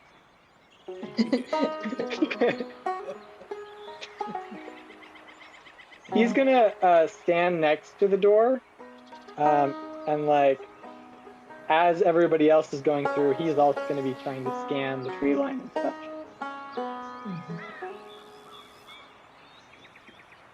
He's looking for a sniper. You can make either an investigation or a perception check, Wells. Oh, sure. 14. Okay. You hear that there's some shuffling inside. There's some clanging of tin cups on other metal surfaces. You hear the sound of water being pulled up from the ground. This place is remarkable. On the outside, it looks like it is a shack. On the inside, though, it is extraordinarily well maintained. You see that there's comfortable living room attire, living room furniture. You see that there is a small little spigot that leads into a well beneath that he can pull right up at the sink. A lot of this stuff is just like it would make a gnome proud. Some of the stuff that he has in here. When you look into the bathroom, there is like a hot shower that has been made with a boiler and everything. Um, this place looks like it could take care of a person or a family even. And you see that he's muttering to himself something reminiscent of the way he mutters. It reminds you all of Martha Tarl, the Tarl mother. It's the same kind of reactions. Drinks. You need a. So how many people need tea? I've got tea. I could do. Well, you shouldn't be here. You shouldn't be here. Please, Mr. Gray, allow me to go see to your daughter. Thanks. And he'll just stop and kind of look at the water and the little stove burner, and he'll just move over to, well, as Joe knows it, his chair.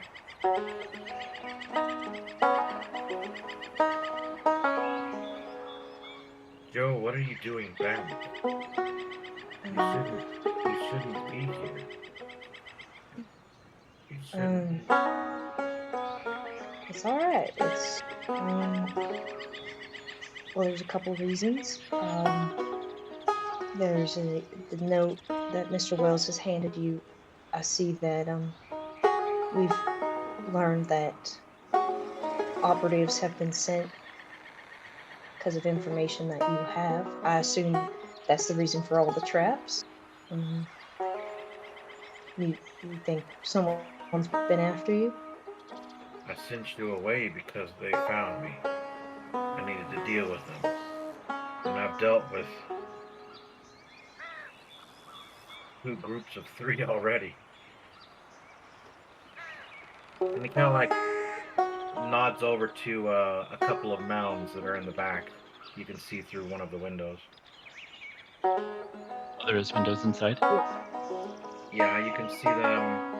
If you look at the map, you can see runs right there, right there, right there. And there's more. I think he stands by one of the windows. He's just looking out. Okay. Well,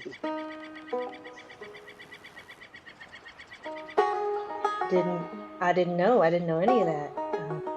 He notices Wells come inside, and then he raises his voice, and he stands a little bit and says, "You were supposed to keep her away from this area. Keep her safe. She's not safe here." not safe anywhere.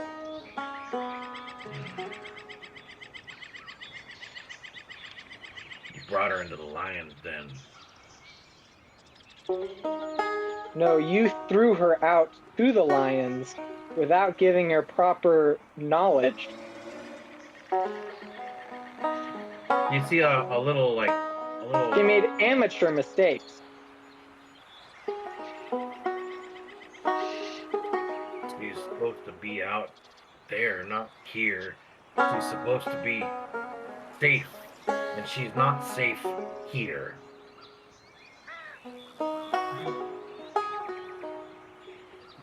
Mr. Wells is telling the truth. Why'd you come back, Joe? You're not supposed to be here.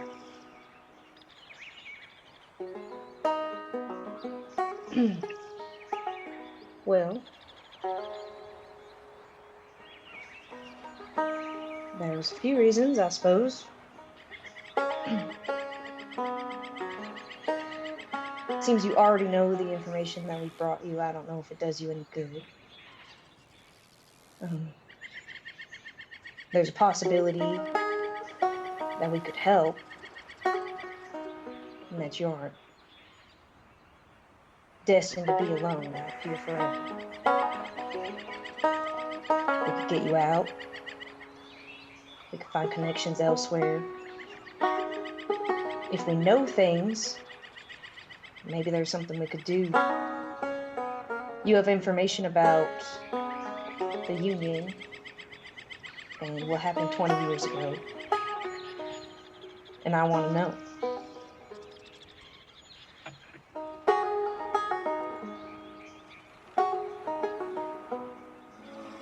You came back here because you want to know what happened when you were born, or what? Why are they after you?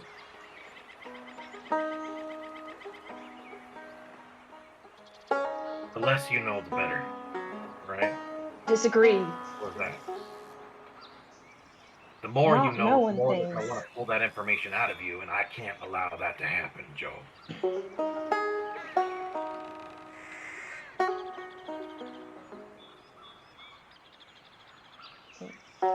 What else am I supposed to do? Not care? You're supposed to leave this place and go live your life. I did everything I could to raise you proper. I taught you manners.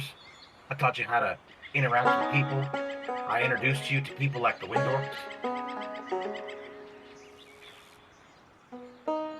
With that knowledge from these good folk, you could do anything you want with your life.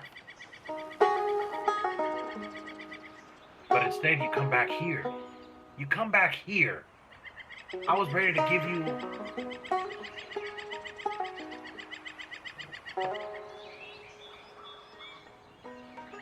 I've already said my goodbyes, Joe. I don't need to say them again. Let me be real with you. The real reason I came back was because I was pissed. Does that make you satisfied? I was just angry.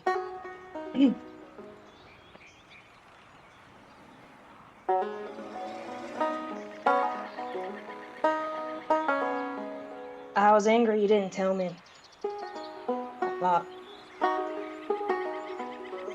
thought I knew you, and I didn't.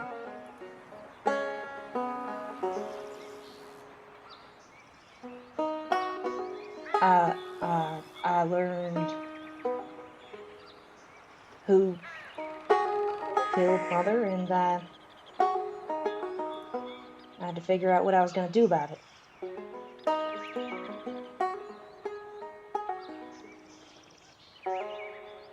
You see that he's kind of fighting an internal battle right now. There's a side of him that wants to tell you everything, and then there's the other side that wants to keep everything secret. And at the moment, it appears that keeping secret is winning. Yeah. Now, in this social interaction, you can do one of three things. You can attempt to persuade him, to coax it out of him. You can attempt to intimidate him into coaxing out whatever you need. Or you can straight up lie to him and say whatever lie you want to try and get the information out. Which one are you going to choose? Because you see right now, he just keeps stonewalling you. Nope, I'm not going to tell you. I think she's going to step away for a second, as if she's mad, and help Lucrezia with making tea. But she's gonna slip that truth serum in. Got it. Give me 1 second, and I need to answer this phone call. Yeah. Hey, what's up, babe?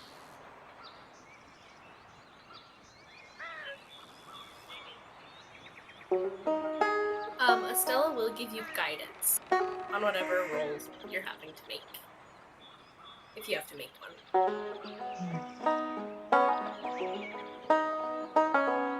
Would we be able to kind of infer what your feelings are right now? Joe? Is it Yes. Yeah. There's no attempt at disguise.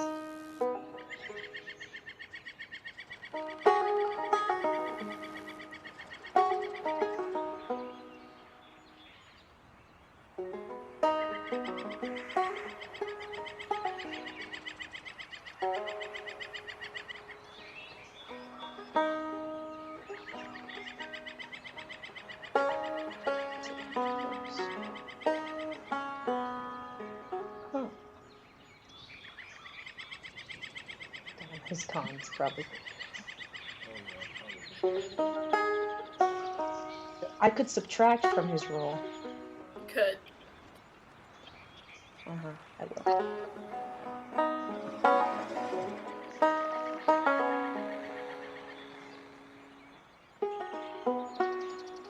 Did we get an update on what happened to the mom that was going crazy? She got She's doing better. better. Got better. She did get better? Shamans helped her, yeah. It's what's his name was thinking us all about. Okay, sorry about that, folks. Fine. So you are placing the truth serum into the tea. Okay. Yeah. Got it. And I'll wait for a moment before doing anything else.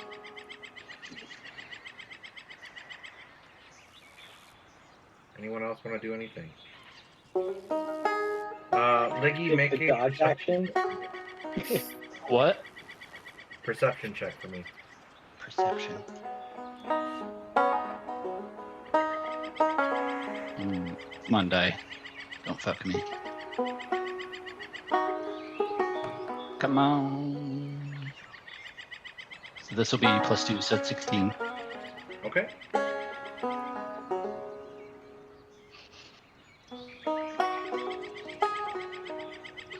Joe, you come back with the hot tea. Everyone has been given hot tea. Everyone has tea. It's delicious. Very fresh, actually. And you hand over some tea to Duger. He has his nice little tin cup that he's always used since you've known what tea was. And he takes a sip. And then he looks up to you, and his eyes glare. You're gonna give me a truth serum, Joe? Hell yeah, I am. All right. Make either intimidate, deception, or persuasion. They're all. Which one? I think we know which one we should choose. Yeah. Yeah, let me know what you're gonna use before you use it. Wait. You said Intimidate, perception, or deception. Persuasion. deception. Persuasion. Persuasion or deception. She's not deceiving. Or intimidate. Persuading or intimidating. That's tricky because I don't know that she believes she can truly intimidate her father. Well, how angry is she right now? I mean, in this state, And she doesn't have a choice. Yeah, she is. this is like All peak right. right now, so. So you're using intimidate. Hold on a second. Oh, I'm sorry. So I need you to roll. Okay, so you can do one of two choices. Either keep this roll, or you can expend a rage roll or a rage slot to get advantage, and you can use your strength modifier instead of your charisma. Oh. This is a special yeah, Joe and could only scenario situation. Okay. And if she's successful, she'll probably say a little more. But I will do that. If you will let me. Sure. Go for it. Pretty okay roll in the first one, but I'm gonna roll again. Okay, and you said my strength modifier? Yep. So it's a 17 plus. So my second one's okay, a little better. So 17 plus 3 is 20 plus my d4, right? And guidance. Well, no, so you rolled an 18, and then you get a -1. Right. Yeah. So instead of the -1, you have a +3. So already it's a Oh, 21. instead. Okay, so it's a 21. Go ahead and roll a d4 for your guidance. Oh, sweet. 25. Damn. What? Joe's mad. Joe mad That's as hell. 25. All right, so what are you gonna say? Yeah. Okay. Yeah. Okay. Joe stands up from her chair. And in this moment, she towers over her father. Um, and looks down at him. And she says, "You are a pathetic coward." He glares. And sure. And I know it because you don't trust me. You don't trust that you've raised someone who could be capable and who could know things. You think I'm a little child, and you hold on to me so tightly that we don't know each other at all. And I'm sorry that you don't want to lose me, and I'm sorry that you feel this way, but too late. I'm grown up, and you should have told me. You should have told me that you were the one who killed Mom. I deserve to know. But I've been thinking whether or not you deserve my forgiveness. That's mine to give. If I don't give you my forgiveness, then I'm saying I don't deserve it either. So I don't know. Why don't you show me you're a man who deserves it? Sit down, Joe. Right now. And damn it, not a word until I'm done. You want the truth? You want all this truth? You think you're ready for it? Then I need you to listen and don't you dare interrupt. This ain't a tale I ever wanted to tell. But you're owed it. You're owed everything. And he pauses for a moment. His eyes sit and rest on your eyes. They never leave yours. And when he finally speaks, he looks down. His voice is quieter, not softer, just heavier, like it's been worn to death. You know, Joe, I don't have a last name. Not one that I was given, anyways. Just Gray. So they called me in the DIE. That's the Department of Intelligence and Espionage. I was raised in their shadow. Born somewhere and taken somewhere else, I reckon. My first memories are drills, silence, obedience, discipline. Never had parents, I had handlers. I had instructors, minders. You don't get lullabies in the DIE. You get code phrases and disinformation. Every kindness you think you remember gets stripped from you until all that's left is what they want. A loyal, hollow weapon. He looks over to Wells when he says that. Then he looks back to you. My first mission was when I was 10. They had me tail some senator's wife, report who she met with. When I was 13, I was sent to poison a Dominion officer in a brothel outside Alcavir. Slipped the tincture into his wine while I was smiling at his wife. Then I watched him choke to death. That's what I was. I was a tool, a ghost. No questions, no hesitation, just get it done. For a while it kind of blurs together. Killed diplomats, sabotage railways, snatch kids out of their beds to blackmail aldermen. You'd think that it'd weigh on a man, but it didn't. It didn't. It not when they train all of that out of you. They give you missions and you complete them. Then, sometime in my 20s, they gave me a new kind of mission, an escort duty assignment. Babysitting scientists, they said. Out to the unknown continent I was supposed to go. Secure their route, protect their research, get them home safe. That was it. Easy work. Seemed like a vacation, so I took it. But that's when I met her. Your mother, Mirabelle. Sharp mind, even kinder heart. She wasn't like the other scientists. She saw people, not pawns. And me, I didn't know what to do with someone like her. Someone who looked at me in the eye and saw me as human. She called me Gray at first, just like the others. But after a few months, she started calling me Duggar. I don't even know why I told her that name, it just slipped. It was the first thing that ever felt like was mine. The mission lasted 6 months, and then the next year, another 6 months, and then another. Same scientists, same goals.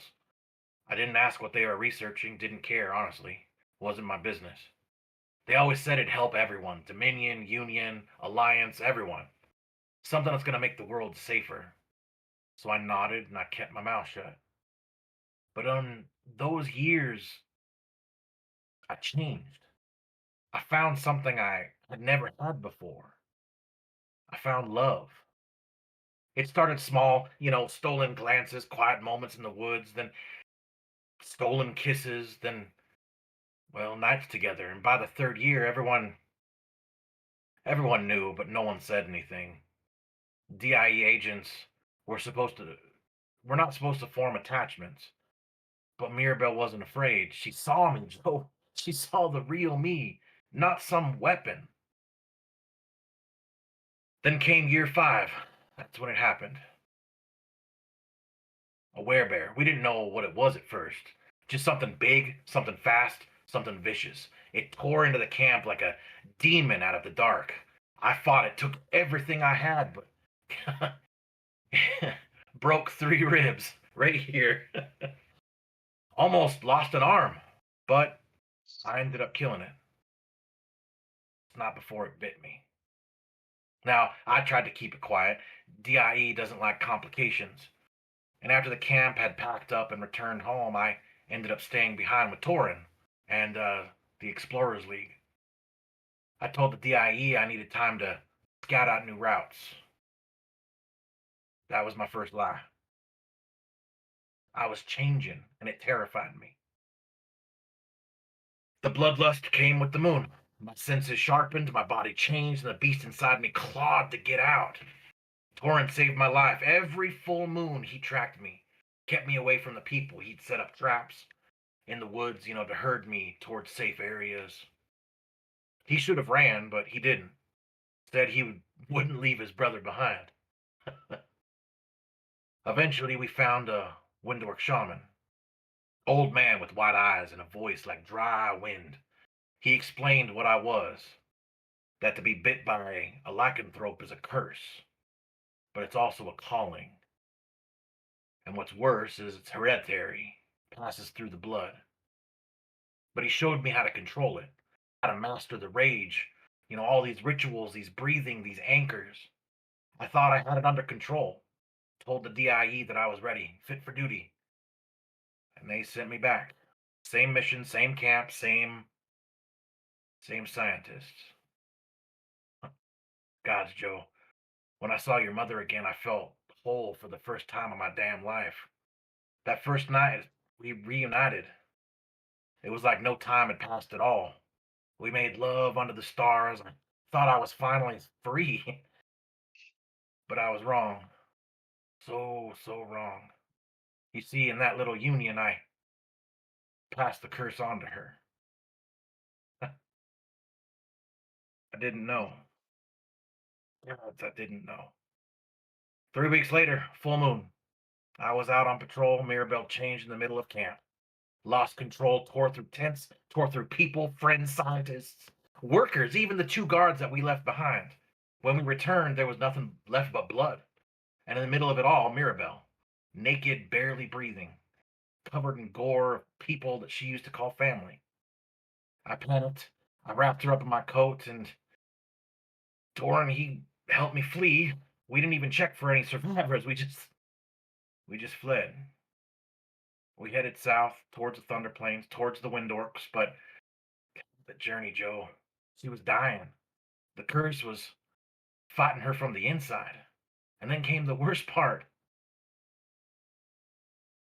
She was pregnant with you. The curse had twisted her body. Every day she was in pain. She cried out every night, apologizing for what she'd done, for what I had done. And that baby, it was killing her.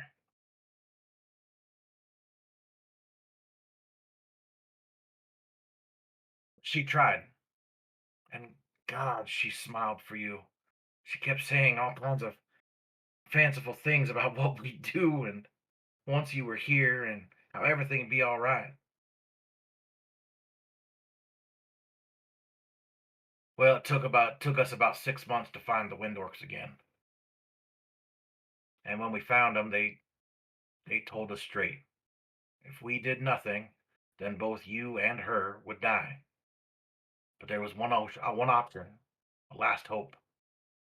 They were having a Shunvarim, where all the Windorks get together. And there was a Windork tribe that dealt specifically with the Fae. They said that a Fae spirit might be able to intervene. And we begged them, oh gods, we fell on our knees. I wept, Joe. I begged them to save you. And the Fae answered, I don't know which court or whatever, just a presence in the mist. It's like a voice, like chimes in winter. And it agreed. It saved you. But they took Mirabelle as payment. One moment she's lying in the grass smiling through all the tears, and the next she's gone. No scream, no struggle, just vanished. And there you were, a baby, screaming alive, and I was hollow. That's why I swore I'd never trust the Fae again. That's why I raised you out here. That's why I hid you from the world, because the Union wants me dead, because they thought I killed everything. The bounty hunters, they don't care about the truth. And if the Fae ever come back, well, I just needed to be ready. I needed you to be ready. And that's it, Joe. That's the truth. All of it. Every damn dark word. I never wanted you to carry this burden. But you deserve to know who you are and what it costs to keep you safe.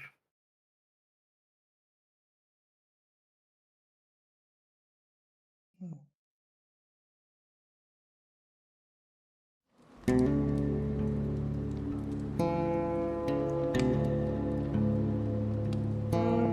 think at this point, Joe sat back down. Okay. Yeah.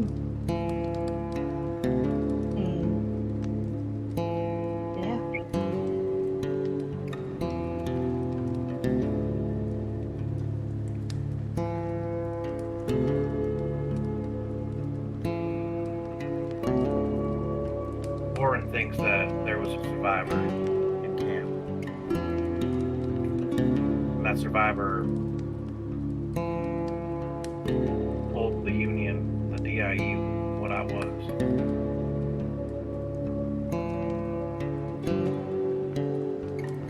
They want me, well, they want your mother. They all thought it was me. They want me for all the murders that happened, but more importantly, they want my blood. Just think, Joe, if you had a whole army of us, Yeah. we'd rip through the Dominion like it was a wet piece of paper. I understand.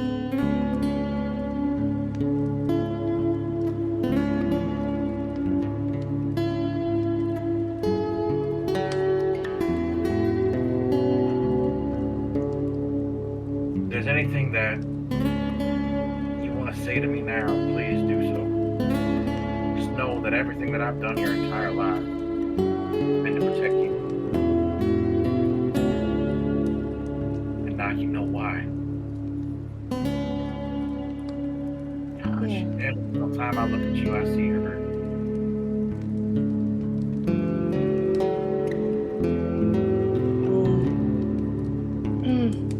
Yeah, I do have a couple things to tell you. I've been asked to pass along that I've earned a deed name, what have you. And you go and see breaks the spear. Or are you going after your boyfriend, House of Slaughter? It was Hounds of Slaughter who decided I should earn such a name. Although Spit it out. What is it? it's, I don't know what you think. It's Heart of Thunder. He sits there and he lets the thought go through his head for a second, and then after a few seconds he lets out a small chuckle, and then that chuckle turns into a big belly laugh and says, Heart of Thunder, huh? That suits you. Good name. You think so? Thanks. That means a lot.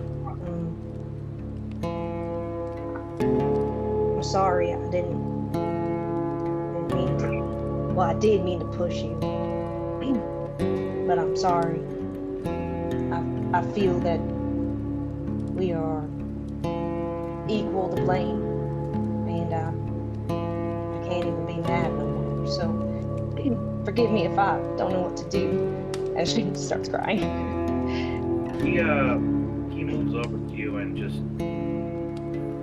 awkwardly at first gives you a comforting hug. But then the awkwardness fades as you guys just share an emotion. Zuger's not the kind of person who shows his emotion. But Yeah. it's very clear right now that he's just the hell with it. And he's just letting it all ride. And getting lots of whispers in your ears from people that you love, but he whispers in your ear as well and says, Joe, I've always been proud of you.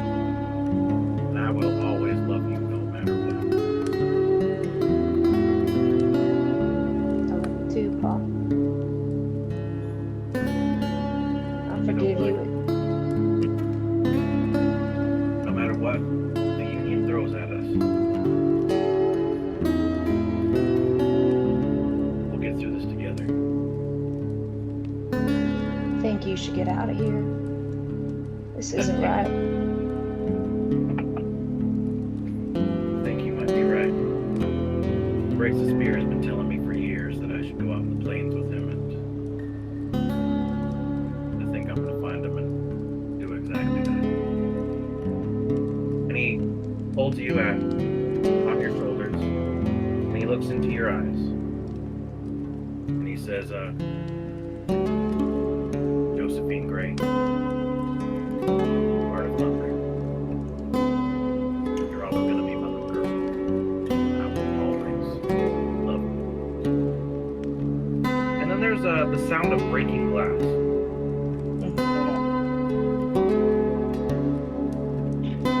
And you see Zucker kind of become unshaky and unsettled. And you see blood coming down his head. And where the blood starts is a hole. And a silver bullet is just sitting right there. And he collapses to the ground dead. I need everyone to roll initiative. What? Yeah.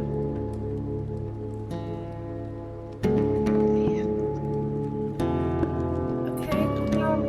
Jesus Christ. Give them alacrity, and I'll give one other person advantage. So Joe, you can take advantage on initiative.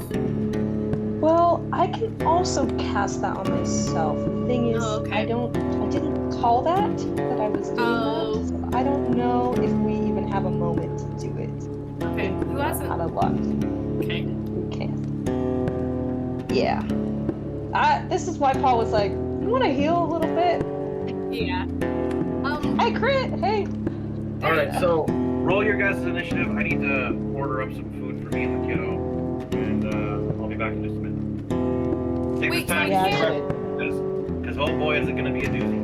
So I can't use That Gift should of be it. Alacrity on myself right now, because I can just give someone advantage whenever I want. It's not Gift of Alacrity, they just Okay. get advantage. Oh, that's awesome. Yeah, you should definitely use that. I already rolled. Oh, Yeah. yeah, who hasn't rolled? Because I get advantage automatically. I rolled. Friend.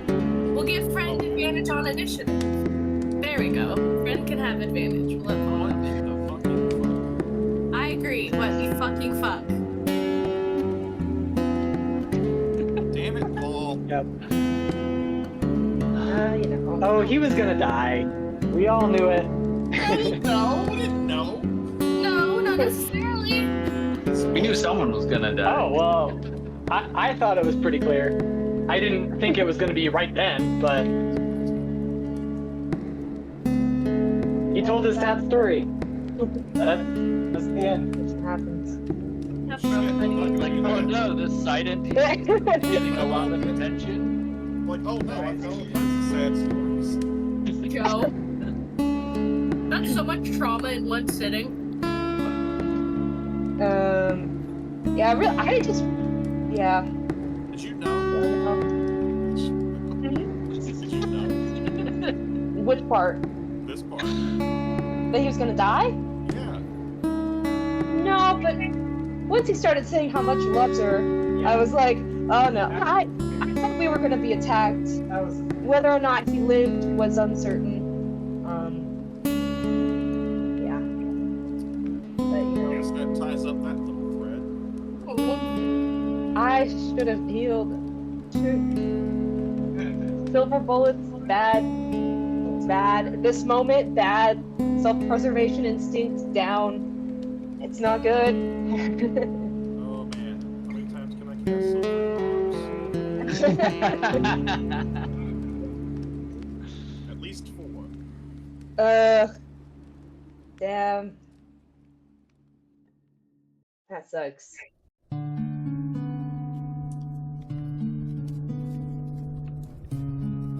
Yeah. I have a question for Gordon. Oh wait, sorry. Yeah, go ahead. Oh, I muted my computer because I'm in the store. did you get they're pretty bad indeed, I think. Yeah. What are you talking about? They're for the greater good, guys. For the greater good. Oh fuck. If I There's a lot, man. remember correctly, Paul modeled them after Soviet Russia.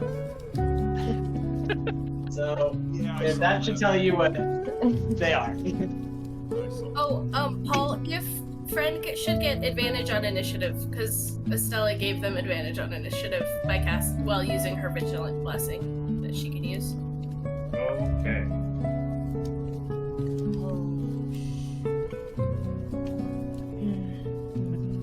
Wow. Damn. That is Wow. garbage. That's so rough, buddy. Wow. What the fuck? Okay.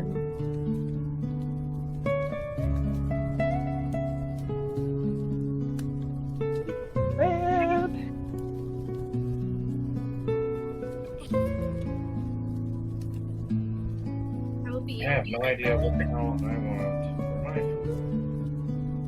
What do I want? I have to pee real quick, but I can hear you. Alright, have fun, guys. Pee pee poo poo time.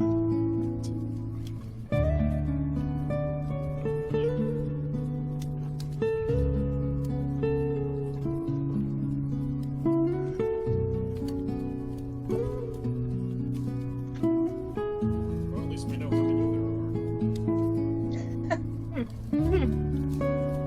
there are. Probably.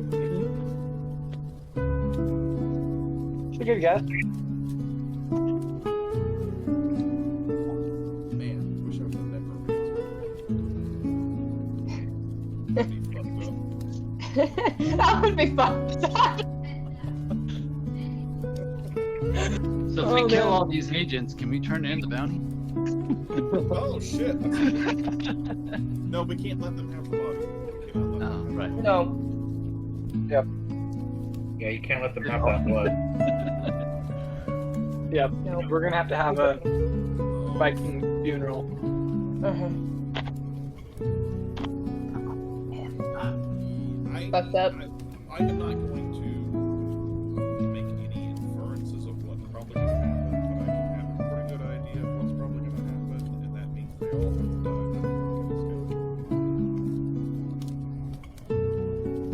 Oh yeah. Because I'm pretty sure Joe is going to go ape shit. Practiced a lot of restraint recently. Haven't transformed for multiple sessions. True. I've been listening to everybody. Yeah. Forget everything I said.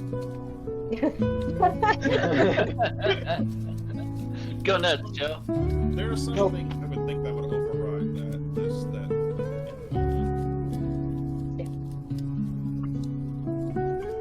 Yeah. Yep.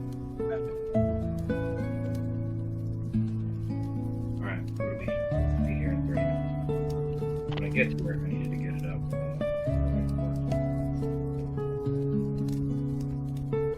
Alright, Yeah, this is good. here we go. So,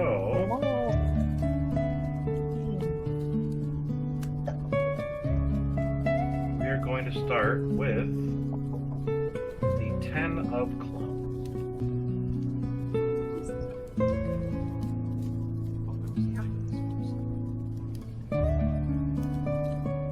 And I am going to center the grenade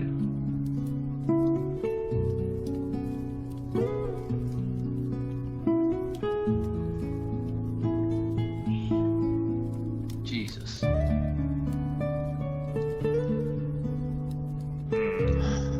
Is this a surprise round for them, I'm guessing? No, they just got a natural 20, so they're definitely going first. Damn, I did too. I just only have a +2. Yeah, but they're Uh-huh. rogues. They're rogues. Alright, so I need Leather, Licky, Estella, and Joe to make dexterity saves. DC 15. Do I have advantage? Yes. There's. Oh, Another fuck. crit. Real rough, buddy. Okay. And then leathers. Okay, thank God. Alright, so the damage is 18. So Estella, Licky, you'll take 18. Joe, you'll take half of that for 9. And Leather will take 9. And that is the 10 of clubs. Joe, you're up. Joe screams.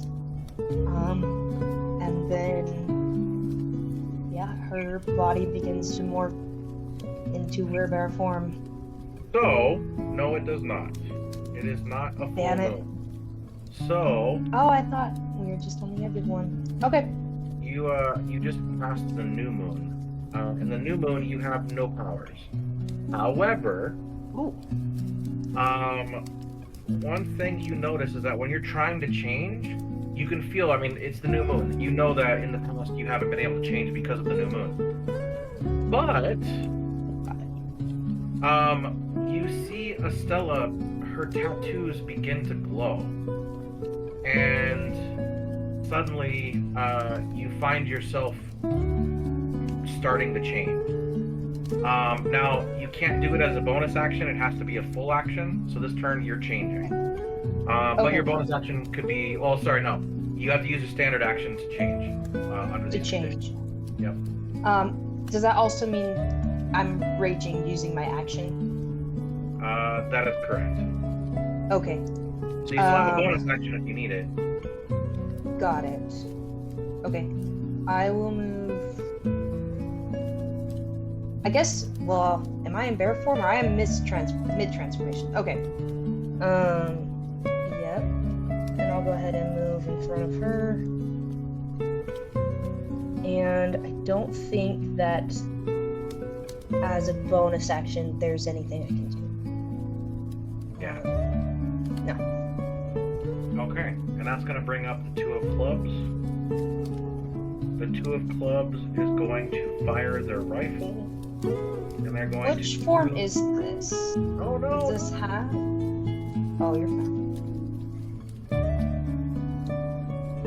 What's that? No, this is your full moon phase. Okay. Gotcha.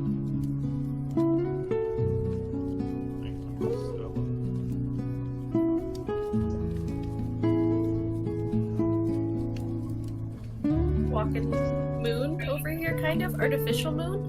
Okay, let's That's try. great.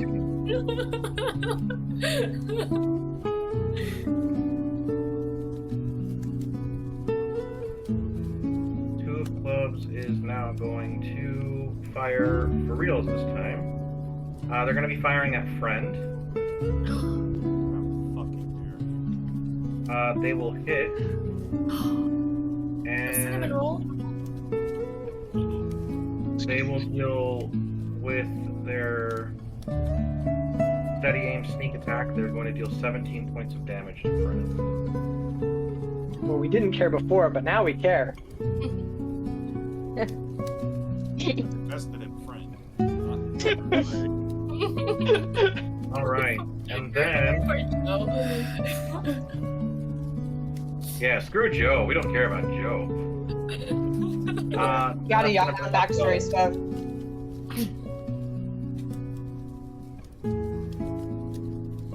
Wells, you're up.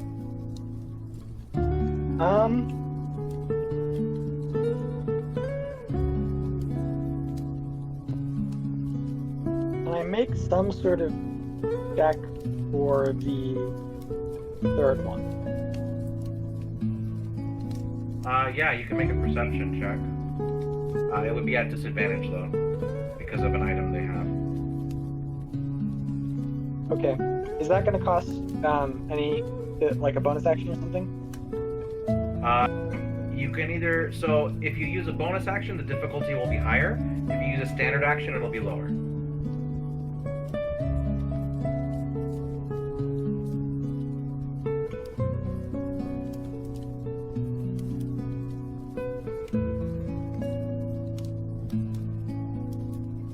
Okay. Wells will not do that. Instead, he's gonna go around the other side. Can he get?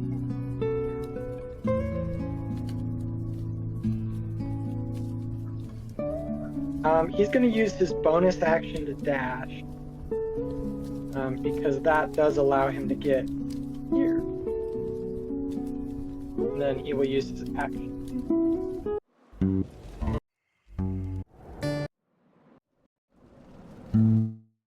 That's a 19 to hit. A 19 will hit. Sweet. Because Joe is next to him. Okay.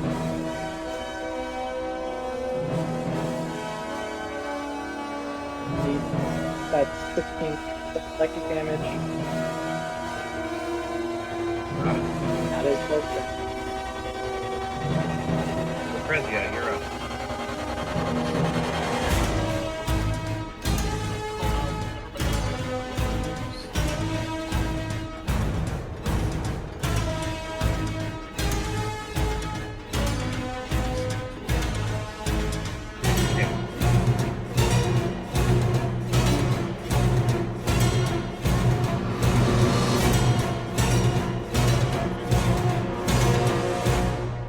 And magic missile.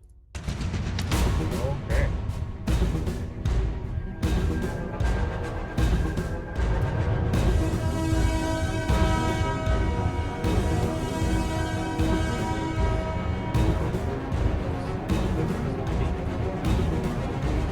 Got it. It will find its mark and it will hit. He will grunt out in pain. And that'll bring up Estella. Okay, Stella's gonna move here and then cast her domain. Okay.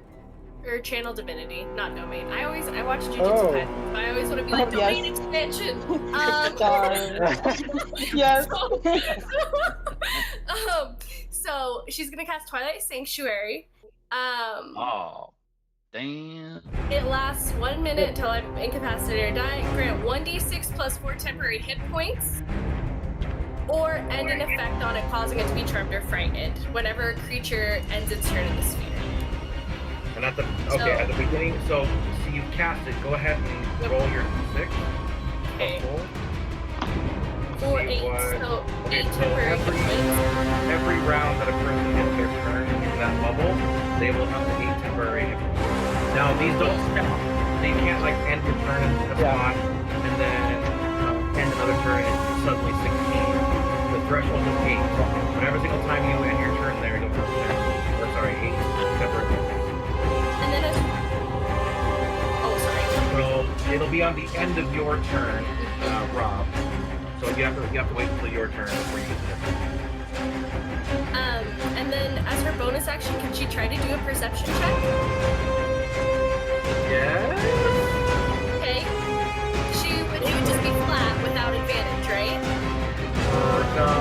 Yes, that's correct because you have that Okay. bonus. Yeah. Yeah. Okay.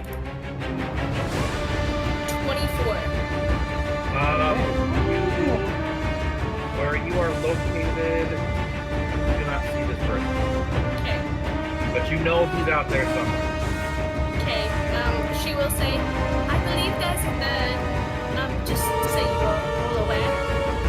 And then she will chill where she's at with her little domain. Okay. Okay. That'll bring up. Did you stand on the table and get everybody? Yeah, ooh, that's smart. Well, I mean those other two. I have to move Priscilla. Yeah. Yes. Okay, I will take my 8 The points. 4 of clubs is going to steady aim at Licky and fire. So yay.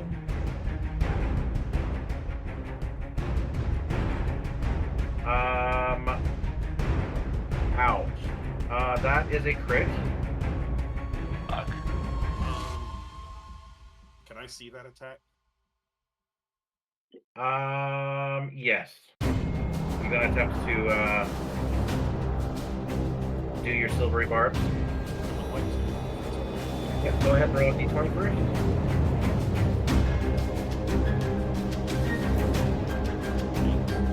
Alright, and then he will attempt to reroll. Okay, so that will be an AC of 20 that he will hit. And that is going to be Still not a crit. 8 for the normal damage, and then 15 for the sneak attack damage.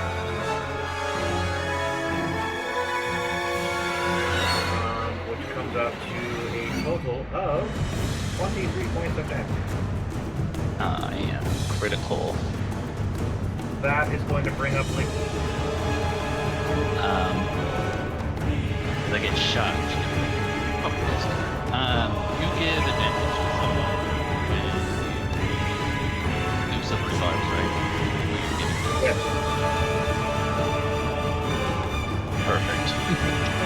I will have and attack advantage. Make sure it's there.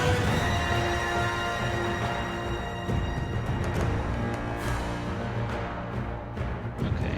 Well, thank God for advantage. At the 23 AC. Hold on. So you're using a ranged weapon, so the disadvantage and your advantage cancel out. So roll this on that. Why is disadvantage? He has an item that's also Okay. So it's just a regular roll. So you just want me to roll again? that is correct. Okay. It's a 15 AC. Yeah, 15 will hit on the nose, so you'll do damage. Perfect. So that will do 18 damage for the regular damage, 5 damage. The Hunter's Mark. Is this guy medium size? Yeah. Okay, and then he'll take an additional 2 damage. And then I'm gonna. Got it. Where do I go? Hang on 1 second. I'm gonna go. Oh my gosh. Please. There we go. I'm gonna go here. I'm assuming this counts. I'm gonna like throw. Got it. And then I'm going to move leather. Where do I want to move leather? I think I want to move leather. There's not a good spot for leather move. Leather's gonna like be concerned and just like stand here. Okay. And then that's my turn. And you should both have about 8 temp HP. 8 temporary Yes. hit points. That's going to bring up Friend. Friend is going to see that Licky is hurt and he's going to cast a spell. And that spell is going to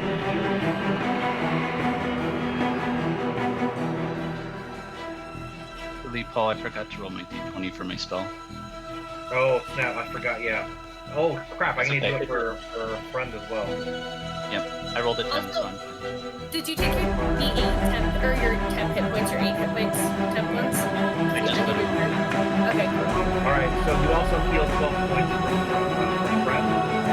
As Friend's spell goes off without a hit. And then that is...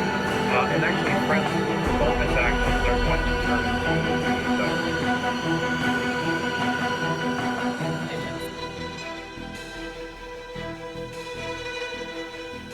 Oh my gosh, there's 2 of them.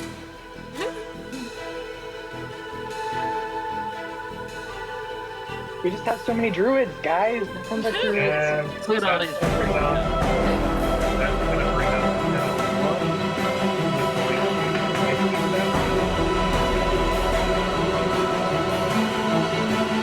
is going to attack with their weapon.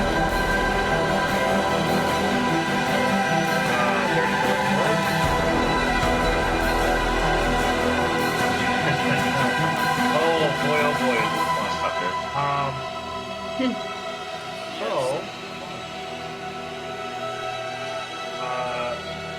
that will hit, which immediately drops the alteration, and Friend pops back into their friend form, Ooh.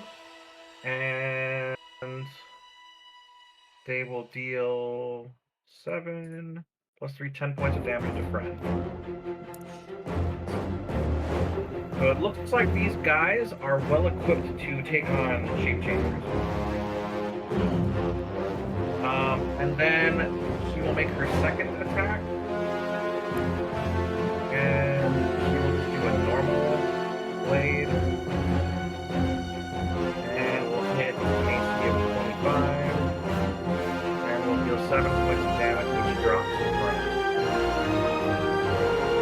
And she will yell out, "Their healer is down!" And that will be their turn. Joe, you're up. Totally fake. That's the worst possible position in the room. Joe will run over there. Reckless attack, of course. Okay. Let's take these attacks. First one's gonna be a bite attack. Have advantage. I get a +7. I'm gonna roll each one separate because they kind of add to each other. So the first one is a 15. The second one is a 16. Does a 16 hit? 16 will hit, yes. Okay. She needs to make a Constitution saving throw. She chooses to fail. Yeah. And then roll damage.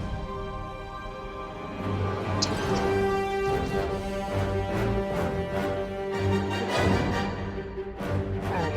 The total for damage is going to be 18 plus 4 plus 6, so 20 damage on the first attack. Okay. Then she make a claw attack. Okay. 10 damage. First one is a 21. Okay. Okay, yeah, 21, and then that one does 2d8 plus. Alright, 16 points of damage on the second attack. Got it. Done and done. She looks Yeah. like she's bloody. She looks what? She looks bloody, very bloody. After Joe is gonna go to a club. Oh, I'm gonna use Leather's reaction for damage. At 4 damage. Okay. 2 of clubs is going to fire at Joe. Joe, I need you to make a wisdom save.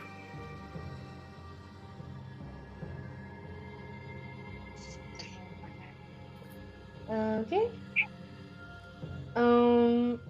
I'm gonna add a dice to that. Does it matter to even add a dice to it? I will add a green die to that.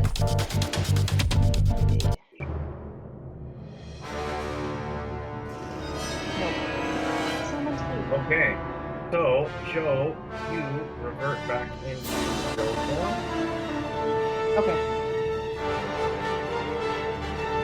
And then you will get an attack. Obviously. That attack is going to deal. It's going to hit an armor class of 20. Am I still raging? Have I lost rage? You are still raging, you were just not critical damage, so you'll take half damage. Okay. Oh, and I have 8. Correct. Now, the temporary hit points are lost normally. It's your normal hit points that are at resistance. Okay. Does that make sense? Okay. Yes. So that will be. I did this out of order. Max damage of 12 plus 19. So altogether that's 31. So you'll take 16 points damage after resistance. 16 after resistance. 8 of that. 8 of that is. Hold on. So you take 31 minus the 8. Well, yeah, we'll just say that you just take 16. That's fine. Okay. That's confusing the other way. Yeah. And then that is the 2 of clubs' turn. No, they're going to attempt to stealth. And no, they fail, so everyone can still see you. That's going to bring up well.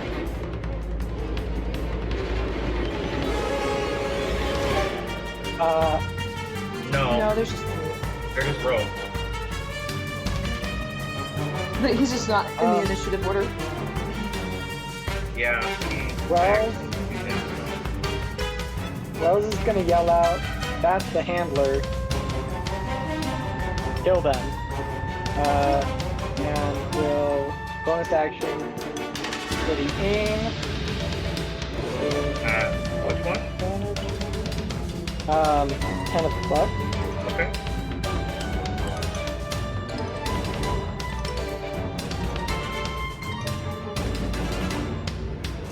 Way this is going.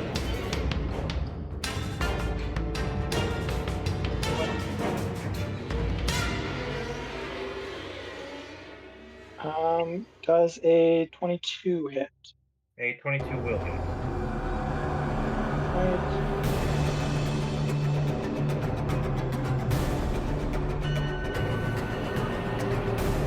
18 points of second damage. That is fine. Got it. Okay. That'll bring up Crezia.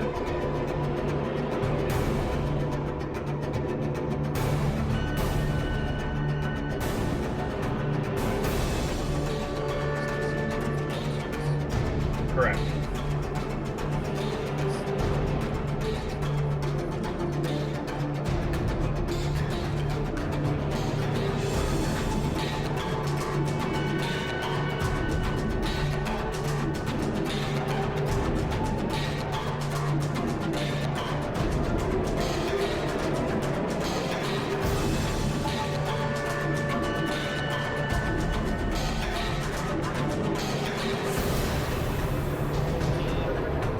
Okay.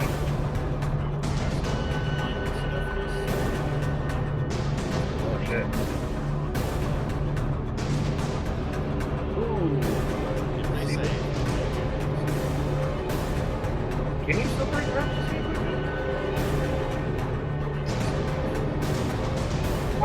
They got it to 21. Level, oh my god.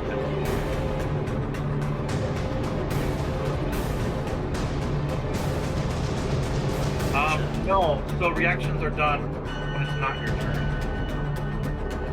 It's specifically designed for when it's not your turn. Yeah, because all. Yeah. You can subtract a chip from no, not from save. Just damage.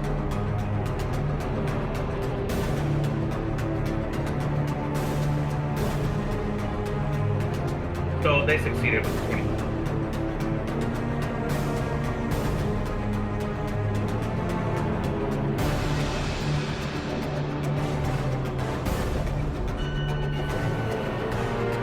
Can we do a quick check on that? I think because I've been doing leathers.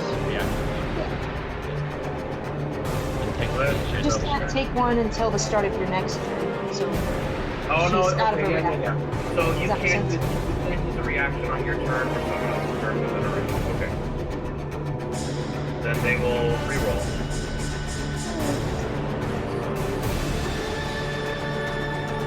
We'll find out. They will get a 10. Now they are blinded and deafened.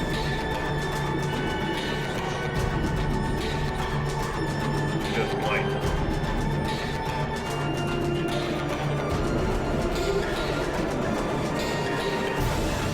Gotcha. Who are you giving advantage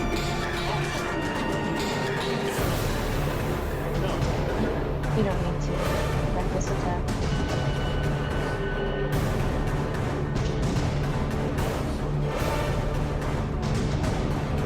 Much appreciated. to? No, you're good. Alright, that's gonna bring up Estelle. Okay. Stella's gonna use a second level cure wounds on friend. And heal them hopefully a fuck ton, but only 12 actually, but yes. It's not bad. And then she's gonna say, do you guys think we could use the chairs to lock their line of sight if we put them in front of the windows? The chair's big enough, Paul? Probably not. Not really. Yeah. That was hoping. Oh, you Maybe also have to you make can us. pick out. You need to roll a 20 for your wild. Oh, Oh yeah, yeah. roll a d20, Oh please. shit, I need to roll a d20 for my silver arms. Yes, you did actually. God damn it. do I get Magic anything good if I users. get a nat 20 with that? Probably No. not. Yeah, I figured. It doesn't hurt to ask. Well, something good could happen from wild magic. Who knows? Sometimes you can, yeah. Yeah. Okay, Yeah. so Stella, anything else you are doing? No, that will be all. That will bring up Four of Clubs. Who is going to...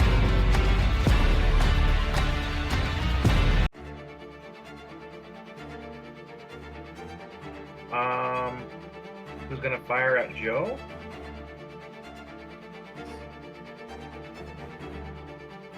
and this will be with Silver Bullet And advantage. and advantage. Correct. Guidance. Your fault. Oh, and advantage. Oh. Yeah.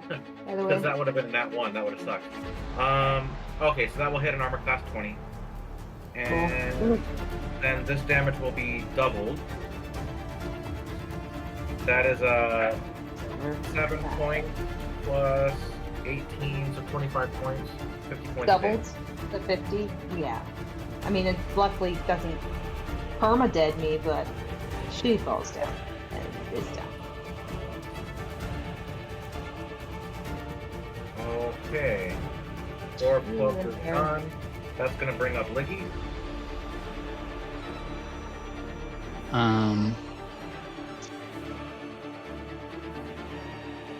Friend is right after them. So Liggy's going to, or Leather's going to move here. Liggy, oh my god. Click on the token, please. I'm gonna bonus action disengage. I'm gonna crawl under this table. Okay. And I'll move here basically, and then I'll use, how much movement was that? I'm assuming it's like half movement to do that, and then I'll stand up there. Yeah, Okay. I'll stand up there, and then I'm gonna shoot at 10 of clubs. And you have advantage Do I? from Silver. Nope, that was Wells. No, that was Wells. That was Wells. So I'm not going to use. It's just going to be a straight roll and no -5. So thank God I did that. 14. I'm going to use a chip. Okay. I'm going to use the white one I got. Fucking A. That's a 15. That'll hit and do half damage. Yep. Perfect. Well, at least I got that. So that will be 21 total. And then I will also use Furious. I'll save it for now. So Okay. yeah, just 21. That will bring up And then- Friend. Unless Leather's going to do anything. No, I used my bonus action already. So Okay. Friend is going to stand up after their movement, so that's 15. 20 here, and then cast some healing into Dearly Beloved Joe. That healing is going to end up being 14 points of healing. And then they're going to... Oh boy.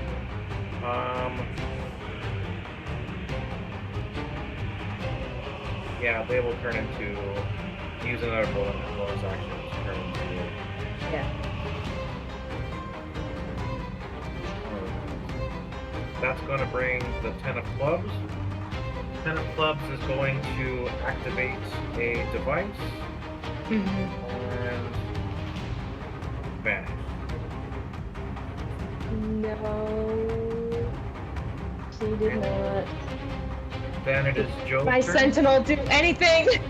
No, not for teleportation. Sorry. Oh, yeah. That's so I mean, bad. not for vanishing. If you want to roll No. Arcana to see what she did, you guys can. No. Go ahead and roll Arcana. Like how far Yeah, is she activated the teleport.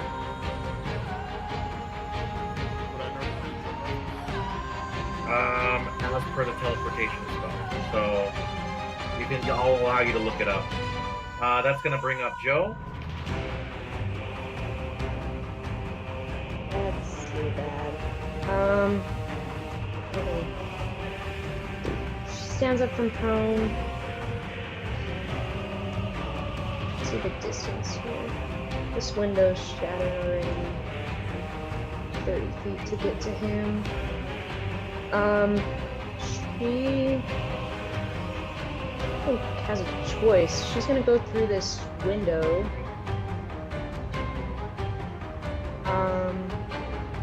If she can use her last rage, can she bear transform again, or is it just normal rage? She can, yes. Okay, she will use her action to do that. And then she will run up to here. And Okay. that is her turn. Okay. And just so I'm clear, is that the 7th level spell teleport or something else? 7th level spell teleport, yes. Oh, well, shit. So anywhere. Okay, cool. Oh my god, I keep messing this up. What the heck? Joe, what was your initiative? 22.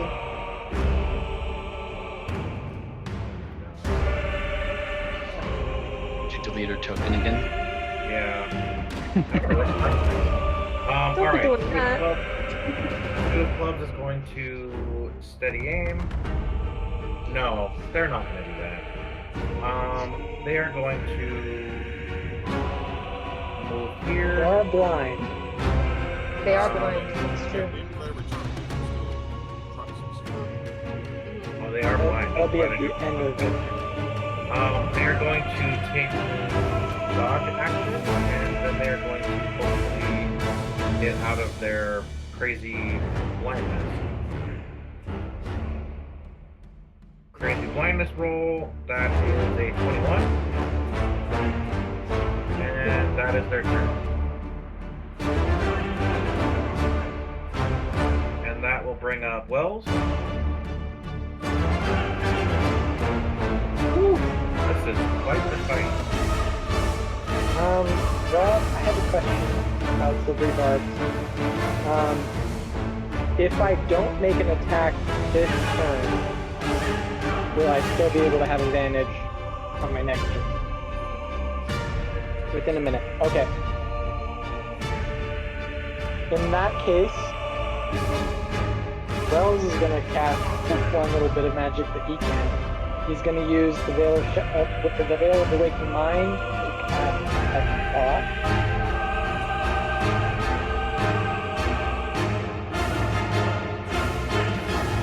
The item feature. Sorry, what? Yes it does. Oh, thank you for reminding me. Hold on. Well, Wells got the one, so that's gonna activate. Oh, she's got to roll that wild Yeah. magic too. And Yeah. she rolled a one. Oh my god, she rolled a one as well. Oh my god. Yeah. Okay. So real quick, let me see. That might change something. Yeah, if she doesn't teleport or anything, that's not. Yeah, What? oh my god. That reminds me of Liggy and Friends items as well. If someone else goes down, your items can bring them back up. Oh yeah. It's just something to. I remember. Okay, let's try this again. Let's see. D100, rolling it. They got an 80.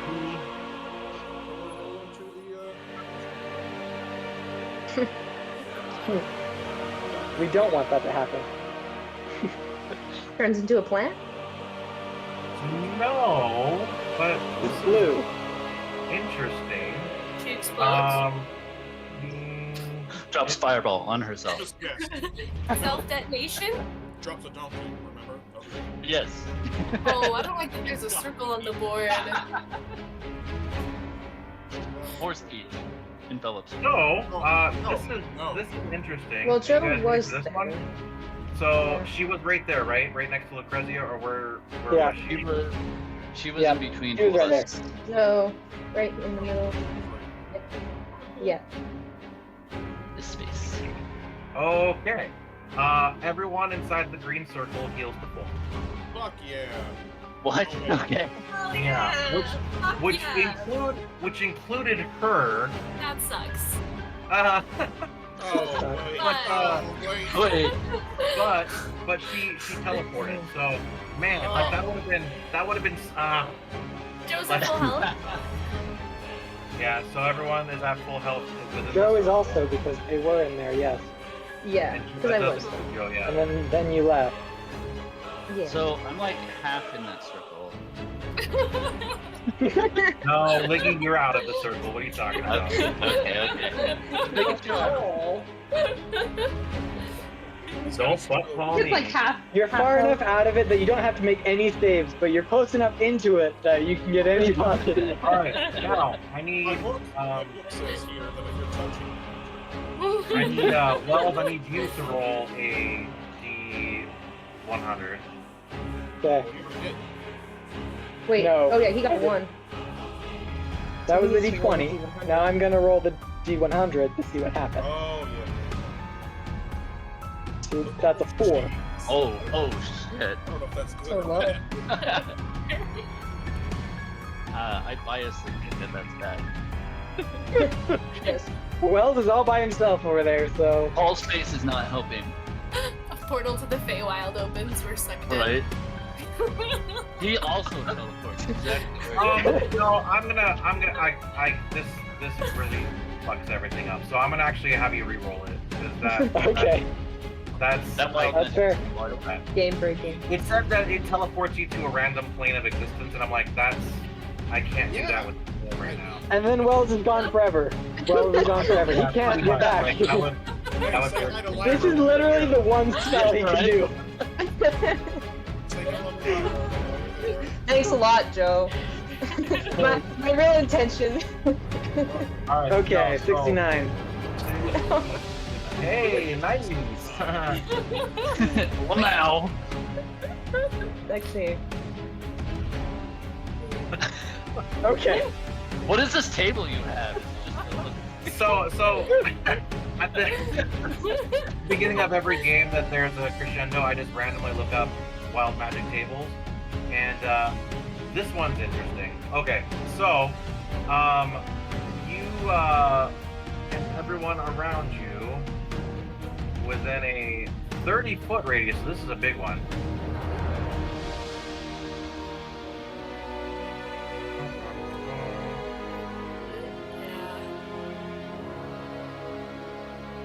Oh?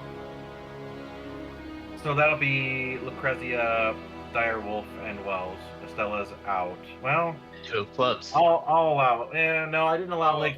I won't allow Estella. So just Direwolf, Lucrezia, and Wells. You all gain greater invisibility. Oh shit! Incredible. What? Oh my Like they God. Greater turn invisible, invisibility. or Oh, dang. Okay. Break your attack. That was more than my toe. but Yeah, no, is that Damn. concentration also? Ricky is not having any love with his radiuses. And does the detect thought still work, Paul? The spell Yes. still goes through? Yes. Okay. So with that, that spell, I can use it to just realized. detect the presence of thinking creatures you can't see within a 30-foot radius. So if the 10 of clubs is within 30 feet of me, I am aware of where they are. Or you're aware of the Is that relevant? There is no 10 of clubs around here. They Right. have teleported. That's bad. Yep. Just so we're aware, everybody realizes the 3 of us just disappeared Mm-hmm. inexplicably. Does 2 of clubs Yeah. disappear as well? 2 clubs has always been outside. But are they invisible now? Oh, yes, they are actually. Oh, fuck. Yeah, that sucks a Yeah. lot. Please. Awesome. Hey, thanks for letting me. Thanks for Sorry, being keeping there. it That's honest. We're Yeah, doing so yeah. good, guys. We're doing so good. This is going great. Great. All right. In that case, Wells is going to use his bonus, because he doesn't need to hide, he's going to use his bonus action to move, so he's got 60 feet of movement. That's 15, 20, 25, 30, 35, 40, 45, 50, 55. Oh, Oh yeah. While invisible. Okay, Lucrezia, you're up. Oh. I will call out, I'm still here, I'm just invisible.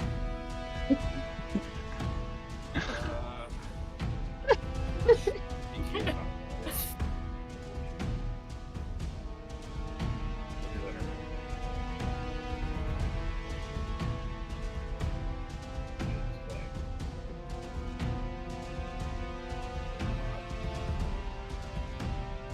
Actually, Last. Paul, Wells is gonna move over to wherever the other invisible enemy is because he can sense where they are oh, with your detect thoughts, or with the detect thought. Sure, okay. Wait, it pings what are their his location? thoughts? So he's What's over there somewhere. what's that guy thinking right now? It doesn't matter. It's just I'm curious. Is this what they wanted to happen? I think it's mission complete. Do you want to know what's happening? I can send you the message what their surface thoughts are. sure. All right. It's gonna be bad. We got what they wanted. It's okay. I can't hit for what's the Disadvantage with ranged weapons. I probably can't hit with a range. No, you could. You could move through an ally's space.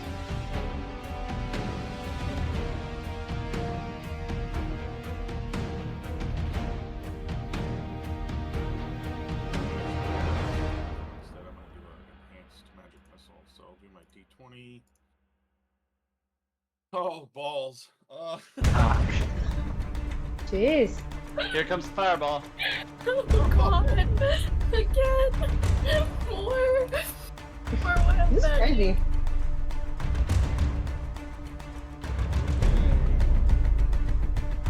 See that D1 hundo. Oh, chef's kiss. Okay, sorry. What just happened? I'm sorry. I was sending something over to our boy here.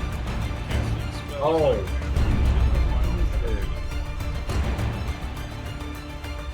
Okay.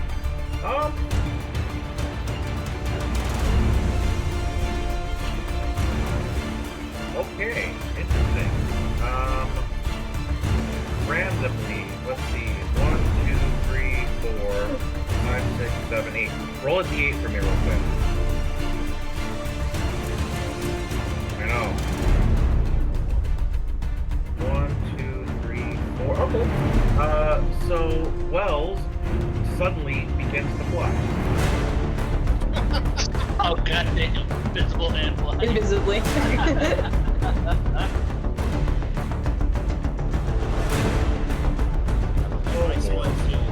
still have spells. That is correct.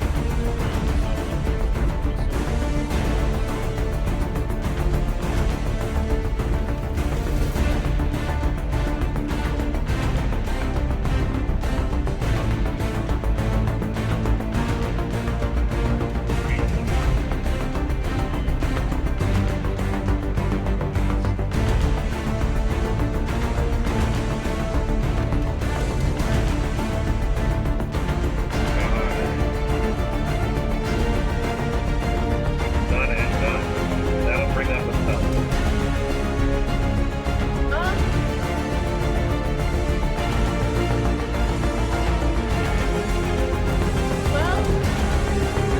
Well, hold on, I had a plan. I will go right here. And I will hit. Yeah. And I will hit the Four of Cups with Guiding Bolt. Or trying to. So let me roll my d20 for Wild Magic. Oh my god. I got a 9. Good. Chillin'. And then I'll roll to hit. And I'll roll a nat 20, so I'll crit. Hell yeah. Hell yeah. So it's gonna be 1d6 of radiant damage. Holy shit. 33. So she'll do 33 damage to 4 of clubs. Yeah. God damn. Hell yeah.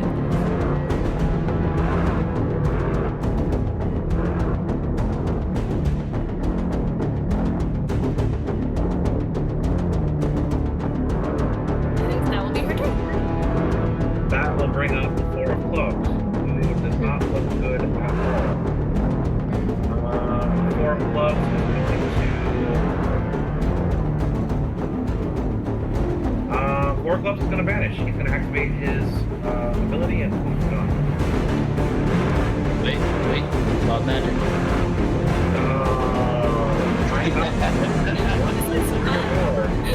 He rolled 3.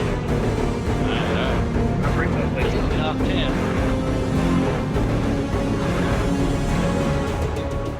Shit. For real. Don't mess with fucking die agents. Goddamn. They got what they needed. They don't need to be here anymore. Well, they No, but they're fine. They got bit. Body. Well, Joe just made them aware. That's fine. Yeah. It's fine. Oh. Yeah.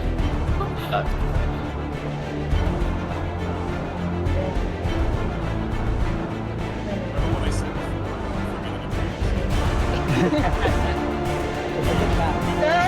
There is no world in which she doesn't bite. That's the unfortunate thing. I get it as a player, but right. It is what you're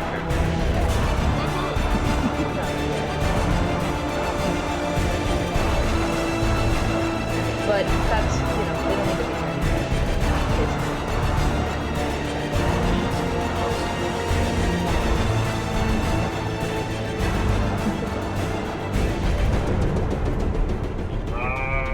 Is that Liggy? Is that me? Okay. Yeah. I can't see him. So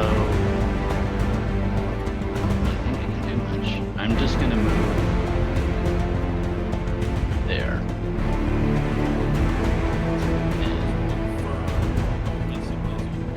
Oh, that I can't was see him. invisible flying. Yeah. So me and Leather Get detect thoughts. He's hang out and really have something. Just be All right, that's gonna bring up friend.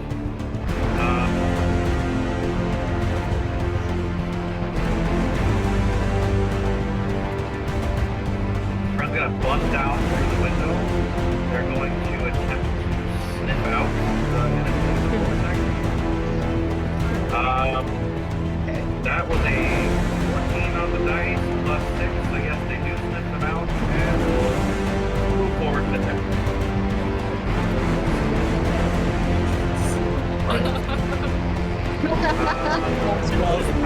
One will miss, one will hit. They will deal 8 points of damage.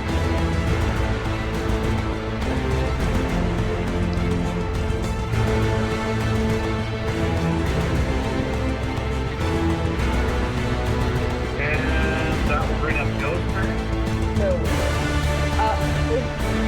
well, having not been attacked or made an attack or drops for rage. Doesn't matter what lycanthropy. It's really not the same. Oh, really? I don't have to. Okay. The scene of lycanthropy is major. You're always in Yeah. pain in bear form. Well,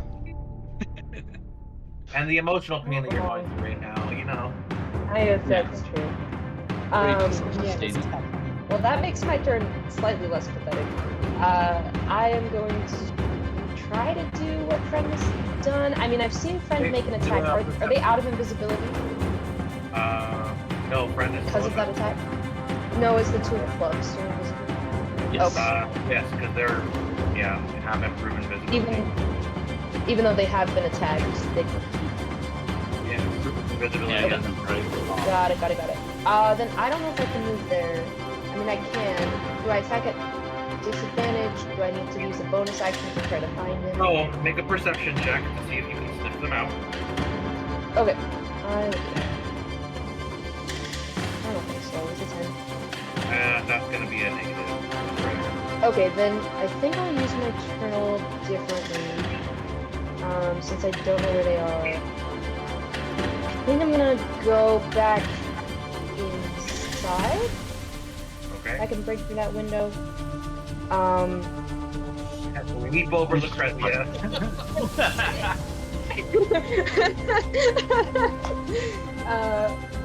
And I assume Duggar's body is there?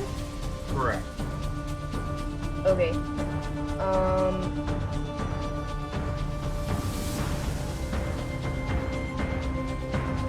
Joe is gonna like grab his body.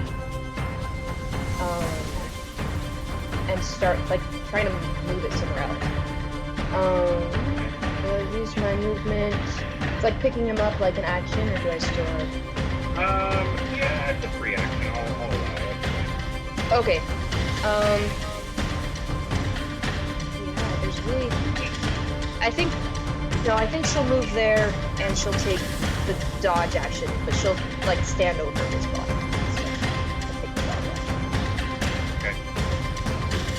Then that will be their turn, and they will do something. And then they will activate their thing, and... Well, magic. Oh, Jesus. Oh, yeah, well, no. Hold on. They got a 7. They're fine. Okay. Holy smokes. Okay. That is the combat.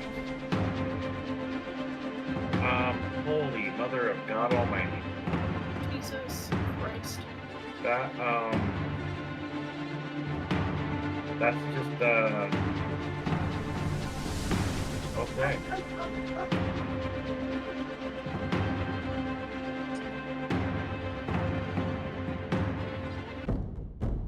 Well, guys, we're gonna have to do. Real. The only way to be sure. Is anyone else dead? So bad. Oh, Daddy, I can't see you. Are you doing alright? well, this is like flying 40 feet above the cabin, just like, Oh shit! Hopefully that doesn't run. I don't see anyone. He's like, Go. go Joe, Go away. the sky.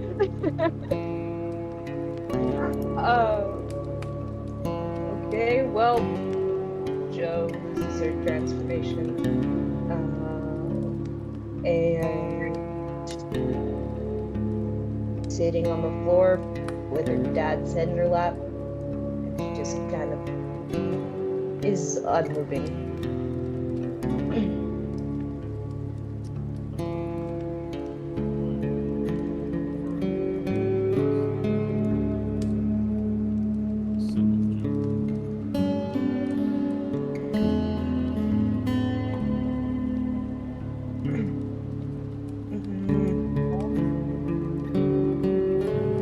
What else was there?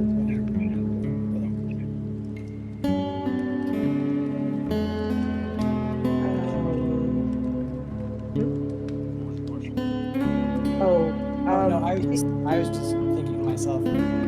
So Wells wouldn't be,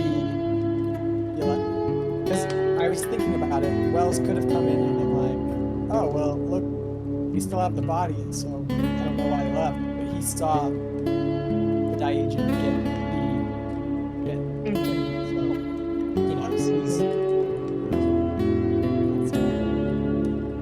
Yeah. After a minute, Jill will turn to the doctor. She's just crying, but she'll say, think this would fit in some kind of box? That this feeling that I can.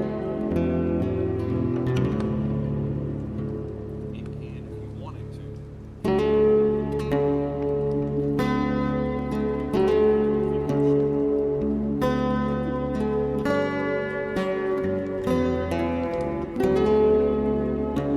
I know that doesn't make sense. Right.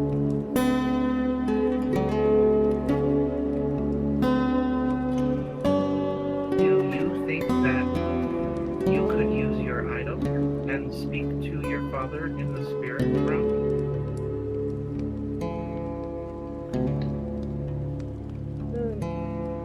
Perhaps this will give you closure, friend Joe.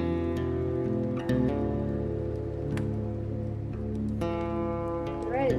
Perhaps he's not in pain anymore. I hadn't thought. I mean, yeah.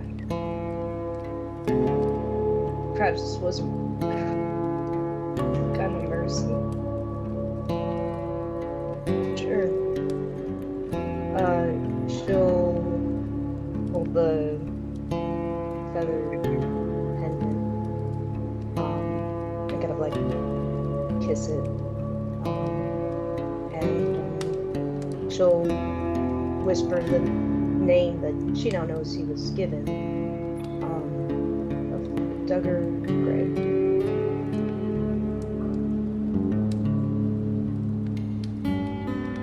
The air goes still. The slight breeze that was going through the trees before has stopped rustling. The fire inside the earth kind of flickers once and then dies. And there's a silence so deep that it rains inside. And then, from the body, lying broken and still, rises a shape of light and shadow, broad-shouldered, weathered, familiar. Duggar's spirit steps forward, not the beast, not the axe holding, but your father, as you remember him from your childhood. Strong, proud, broken in ways that he never showed. His voice is softer than it's ever been, yet it carries like thunder inside your bones. Joe, I didn't think I'd get a chance to say goodbye. You know, you were the only good thing I ever did. The only part of you that I don't regret. I kept too much from you. I thought that it would protect you. I thought that if I carried it all, the weight wouldn't break you. But I was wrong. You were never the thing I needed to protect from the world. You were the thing meant to change it. You know, you have her eyes. Same spark, same fire. That fire is gonna burn through you, through everything, if you let it. There's a path ahead of you now, one that I can't walk, not anymore. But listen, there are things out there worse than the faith. Things that twist truth and love and blood into something hollow. Don't you dare let them. You were born from your mother's light and from my darkness, of love and curse. That don't make you broken. That makes you stronger. So don't you run. Don't you hide. Don't you make my mistakes. You face them, all of them. And when the time comes, I hope you can forgive me. And with that, he reaches down a hand, ghostly and trembling, and he wipes away a tear from your cheek. And though the thumb goes through your skin, passes through it, you can feel that comfort from him. I love you, Joe. I've always loved you. I go out there and be something better than I could ever be. I love you, Paul. Rest easy. With that, he slowly fades from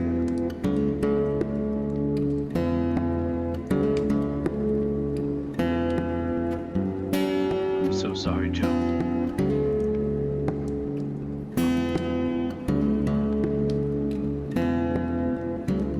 It would have happened whether it came or not. But I did fuck up.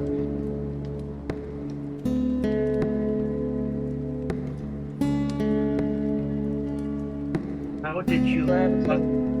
How did you fuck up, friend Joe? No, it's alright. No, it's alright. I mean,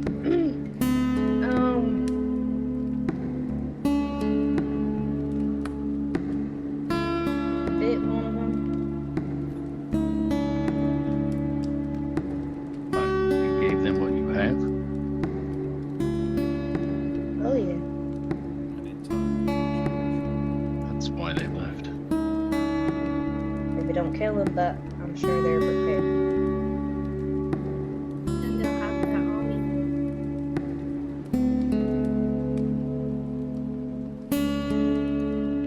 Yep. then we will deal with that too.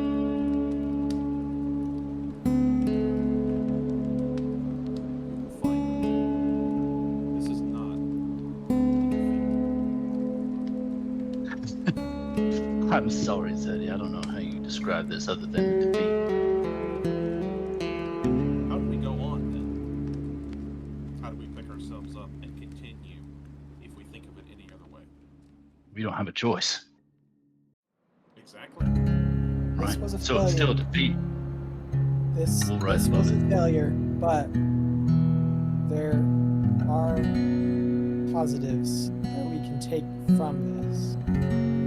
For one, there should be no reason for Dai to target Joe or anyone else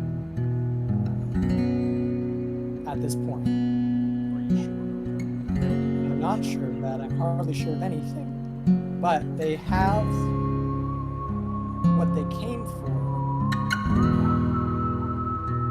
And Dai is a lot of things. Dai agents are just tools. The fact that we fought with them is just information to be reported. They won't have a personal vendetta.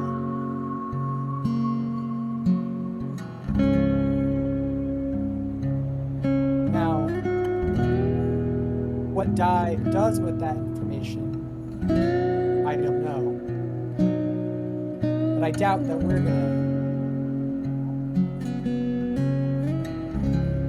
I doubt that we're gonna face the same type of hunt that Gray did.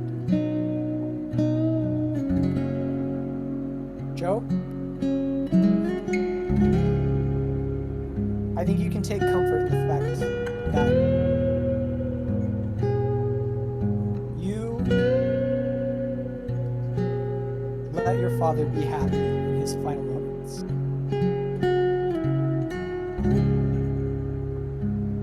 He didn't die alone. I can't think of a better death, honestly. And he was able to unburden himself. Secret Able to die without his regrets. I agree with you. I know what it is to want to die. He's free. Oh, I agree with you. Just let me hear the pieces. That's all.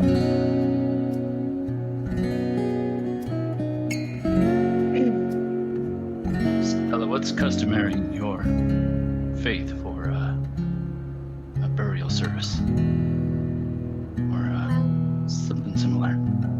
I've seen few people die in the temple. We have not had many. But we would typically bury them under starlight. And we had a small saying. We would say that they awaited us. Oh goodness. One sec, guys. I have this written down.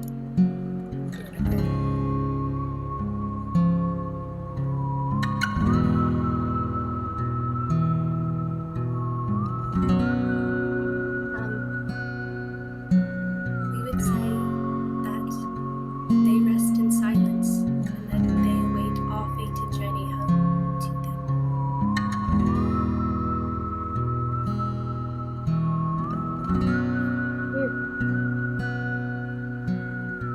Just meaning that they are waiting among the stars. And in my faith, we all turn to stars in death.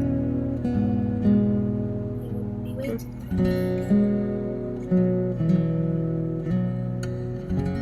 I like that. Joe, is there anything you want to do to honor your father in these moments? Well, she'll stand up, kind of like gesture silently to her shovel that she got, and turn and walk out the door. And she just starts digging.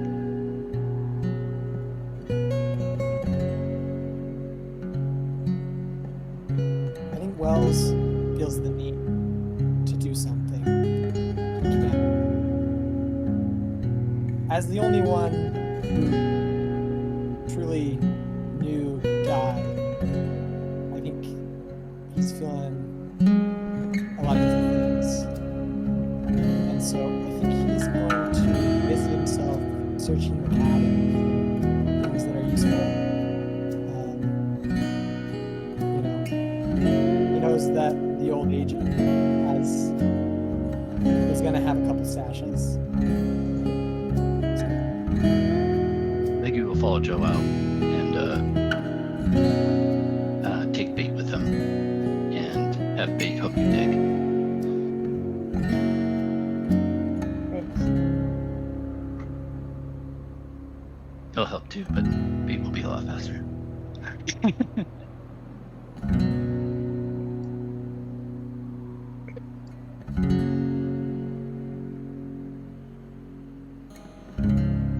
Yeah, I think once that's done, I think that Joe is not quite stopped crying, but it's kind of like I don't know, the rest of her is very like still. It's not usual like expression, emotion. This is kind of still. And she'll go in and she'll kind of heft his body onto her shoulder and then take him outside and put him in the hole she dug. I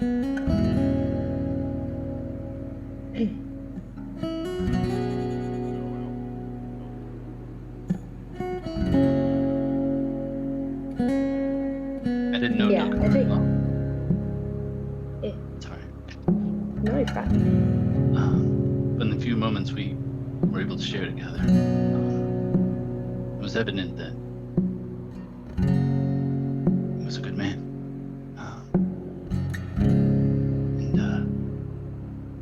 And maybe not taken from this world too early, but done so in a tragic way. I'm sorry. Again.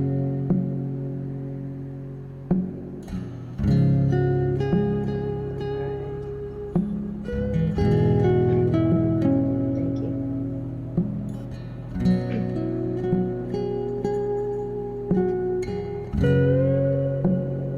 Yeah, my pa, he was complicated. You saw.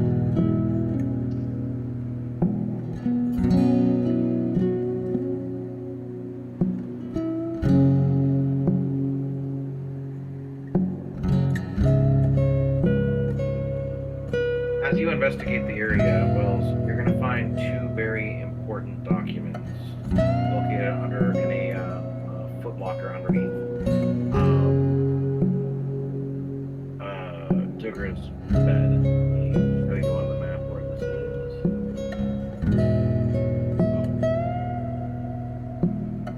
So you'll find it right up in here. The first mission dossier is for something called Operation Emberglass. It was a classification for a 10 of or higher. It looks like this was what Duggar was all about. He was supposed to go out with himself and two other DI agents. They were assigned to escort and protect a scientific research team on a 6-month exploratory deployment into the unknown continent. There is no further mission details that are included. It looks like the research objective is redacted on every page. However, on the final debriefing page, there's an annotation from the DI superior that reads, "If Subject Gray asks questions, remind him of his designation. Tools do not require knowledge, they require purpose." It looks like this was a piece of documentation that wasn't given to him, it was given to his handler. Okay. So he wasn't the 10 or above. Okay. Correct. But it looks like he found this person, killed them, Yeah. and took the document. Then you find a dossier about what Project Emberglass is. So it's a Union scientific initiative. It is in regards to the Department of Intelligence and Espionage Oversight. It's about Ethereum harvesting and weaponization feasibility.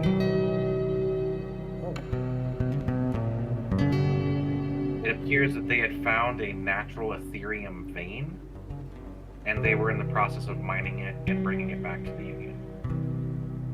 However, it looks like they only found this one vein, and it was extraordinarily hard to extract from the ground.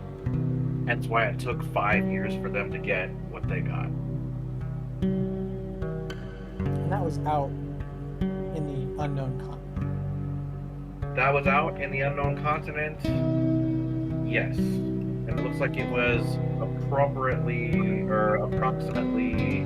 Hold on, let me pull up the map real quick.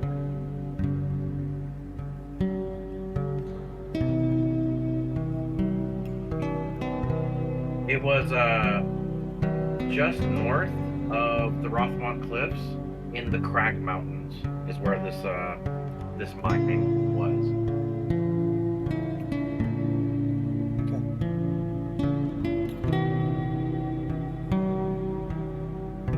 That's what you find.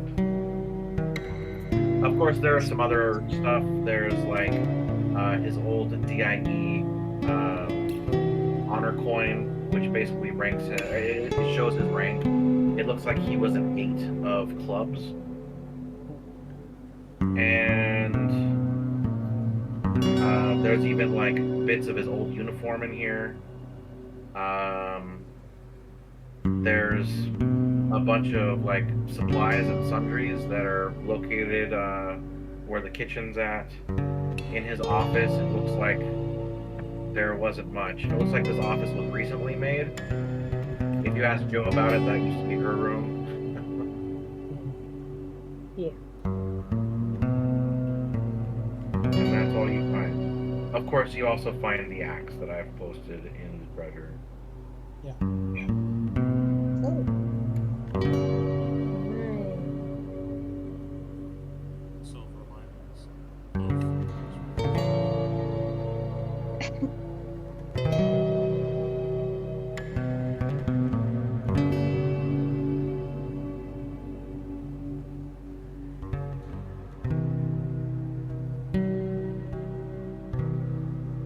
Well, with that, everyone, I think I'm gonna close it for the night.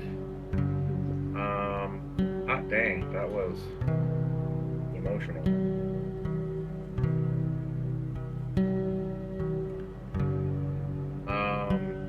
Killed my dad. Well, you know, Killed my that's what I dad. do. killed my It's, dad. Why'd you do that? you know, because I'm a terrible person. You know, dead parents make the best adventurers. That's true. I Hey, made really? one parent alive.